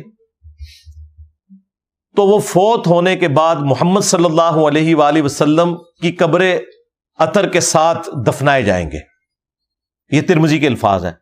اور وہ راوی حدیث ابو مودود کہتے ہیں کہ ایک قبر کی جگہ ابھی بھی باقی ہے, اور واقعی باقی ہے. میں نے جو قبر رسول کا تعارف کروایا تھا نا, اس میں نے آپ کو بتایا تھا نا کہ نبی علیہ السلام کو یوں دفنایا گیا نا, آپ کا چہرہ عطر جو ہے وہ قبلہ رخ ہے, تو آپ کے آلموسٹ ناف کی سیدھ میں آپ کے پیچھے حضرت ابوبکر کی قبر ہے, اور حضرت ابوبکر صدیق کی ناف کی سیدھ میں حضرت عمر کی قبر ہے. یعنی یہ یوں چلتی ہیں. جب یہ یوں چلتی ہے تو یہاں ایک قبر کی جگہ خالی ہو جاتی ہے, اور وہیں پہ عیسیٰ ابن مریم کو دفن کیا جائے گا. تو میں نے کوشش کی ہے کہ سارے ٹاپک کو اوورآل کور کر دوں. آخر میں اسی حدیث کے اوپر کنکلوڈ کرتا ہوں جو بخاری اور مسلم دونوں میں موجود ہے کہ قرب قیامت میں جب عیسیٰ ابن مریم آئیں گے اور مسلمان اور یہودی آپس میں قتال کریں گے, تو اگر کسی درخت یا پتھر کے پیچھے بھی کوئی یہودی چھپا ہو تو وہ درخت اور پتھر بھی بولے گا اے مسلم میرے پیچھے یہودی ہے, اسے قتل کر دے. یہ میدان جنگ کی بات ہے, عام حالت میں نہیں ہے, سوائے غرقد کے درخت کے, کیونکہ وہ یہودیوں کا درخت ہے, وہ انہیں پناہ دے گا. تو میں مسلمانوں کو بھی دعوت دیتا ہوں کہ اس دن سے پہلے کہ آپ کو یا مسلم کہہ کے کوئی درخت یا پتھر پکارے اور آپ یہ سمجھیں کہ انجینئر صاحب کی کوئی ویڈیو پیچھے چل رہی ہے کیونکہ ہم تو بریلوی دیوبندی ہیں, ہم تو مسلم نہیں ہیں, یہ بات کریں تو یہ غصہ کھاتے ہیں. تو انہیں کہ اگر ہو تو مسجد میں کیوں نہیں لکھتے ہو مسلم؟ اور اس سے بڑی بات, آپ ان کے سامنے یہ آپ سے پوچھیں نا آپ کون ہیں, آپ کہیں کہ میں مسلم ہوں, تو اتنا غصہ کھاتے ہیں, کہتے ہیں میں کافر ہوں. لیکن ان کے سامنے آپ کہتے ہیں نا میں بریلوی ہوں, تو اگلا بندہ کہے گا ہاں میں دیوبندی ہوں. مسلم لفظ سے یہ چڑھ دیں گے. تو اس سے پہلے کہ آپ کو وہ درخت یا پتھر یہودی کے خلاف قتال کے لیے ابھارے یا مسلم کہہ کے, اور آپ کو پتہ ہی نہ چلے کہ کسے بلایا جا رہا ہے, اس سے پہلے آپ یہ نعرہ حق بلند کر دیں کہ نہ میں وابی نہ میں بابی, میں ہوں مسلم علمی کتابی. ہاں, یعنی علم اور کتاب اللہ اور سنت کے مطابق چلنے والا مسلم. یہ کوئی فرقے کا نام نہیں ہے, اور اس کی بنیاد پہ جو یہ اس طرح کا ہنگامہ کھڑا کرتے ہیں, بھائی فرقوں کی چندہ بک ہوتی ہے, مدارس ہوتے ہیں, ان کے بابے ہوتے ہیں. سب سے بڑی بات وہ یہ کہتے ہیں باقی سارے جہنمی ہیں, ہم جنتی ہیں. ہم تو بھائی تمہیں مسلمان سمجھتے ہیں, تمہارے پیچھے نمازیں پڑھتے ہیں, مسجد بھی لادہ نہیں بنائی. دیکھ لیں گے ہم نے کتنی سمجھداری سے اس دعوت کو لانچ کیا ہے کہ کوئی ایک گالی جو فرقوں والی ہے نا یہ ہمیں دے نہیں سکتے. سب سے بڑی چیز یہ تھی نا, کہتے ہیں چندہ اکٹھا کرتے ہیں, ایسے کرتا ہے. اور میرے تو یوٹیوب کے چینل کی مونیٹائزیشن کی ویڈیو ایڈز کی کمائی اتنی ہے کہ میں تمہارے سارے مولوی جو ہے نا 1 مہینے میں خرید لوں, اگر یہ کرنا چاہتا میں تو مجھے کسی سے چندہ لینے کی ضرورت ہی نہیں تھی. میں نے وہ ویڈیو ایڈز آن نہیں کیے میں, تو تم لوگوں کے چندوں کا کیا لینا دینا. خیر, یہ ایک میں نے چونکہ ایک مورل لیسن بھی حاصل ہوتا ہے, اور دوسرا کہ مرنے سے پہلے اے مسلمان کر لے اس پہ غور, کتابوں کا خدا اور ہے بابوں کا خدا اور. ایک وہ دین ہے جو کتابوں میں آیا, ایک وہ ہے جو بابوں نے بتایا. اگرچہ بابے بھی اسی خدا رسول کے ماننے والے تھے, لیکن انہوں نے اپنی تعلیمات دی ہیں, اور اس کا رزلٹ آپ کے سامنے ہے. تو ہمارا یہ نعرہ اسی لیے بلند ہوا ہے کہ میرے نبی عیسیٰ ہے ہی کوئی نہیں, تیرے بابے تھے شے ہی کوئی نہیں. صلو علی محمد وآل محمد, اللہم صلی علی محمد وعلی آل محمد واصحاب محمد وازواج محمد وامت محمد اجمعین الی یوم الدین, آمین. اللہم انی اسألک بانک انت اللہ لا الہ الا انت الاحد الصمد الذی لم یلد ولم یولد ولم یکن له کفوا احد وإلہکم الہ واحد لا الہ الا هو الرحمن الرحیم الف لام میم اللہ لا الہ الا هو الحی القیوم اللہم صلی علی محمد وعلی آل محمد. اللہم ربنا آتنا فی الدنیا حسنہ وفی الآخرۃ حسنۃ وقنا عذاب النار. اللہم احسن عاقبتنا فی الامور کلها واجرنا من خزی الدنیا وعذاب الآخرہ. ربنا هب لنا من ازواجنا وذریاتنا قرۃ اعین وجعلنا للمتقین اماما. اللہم احسن عاقبتنا فی الامور کلها وأجرنا من خزي الدنيا وعذاب الآخرة.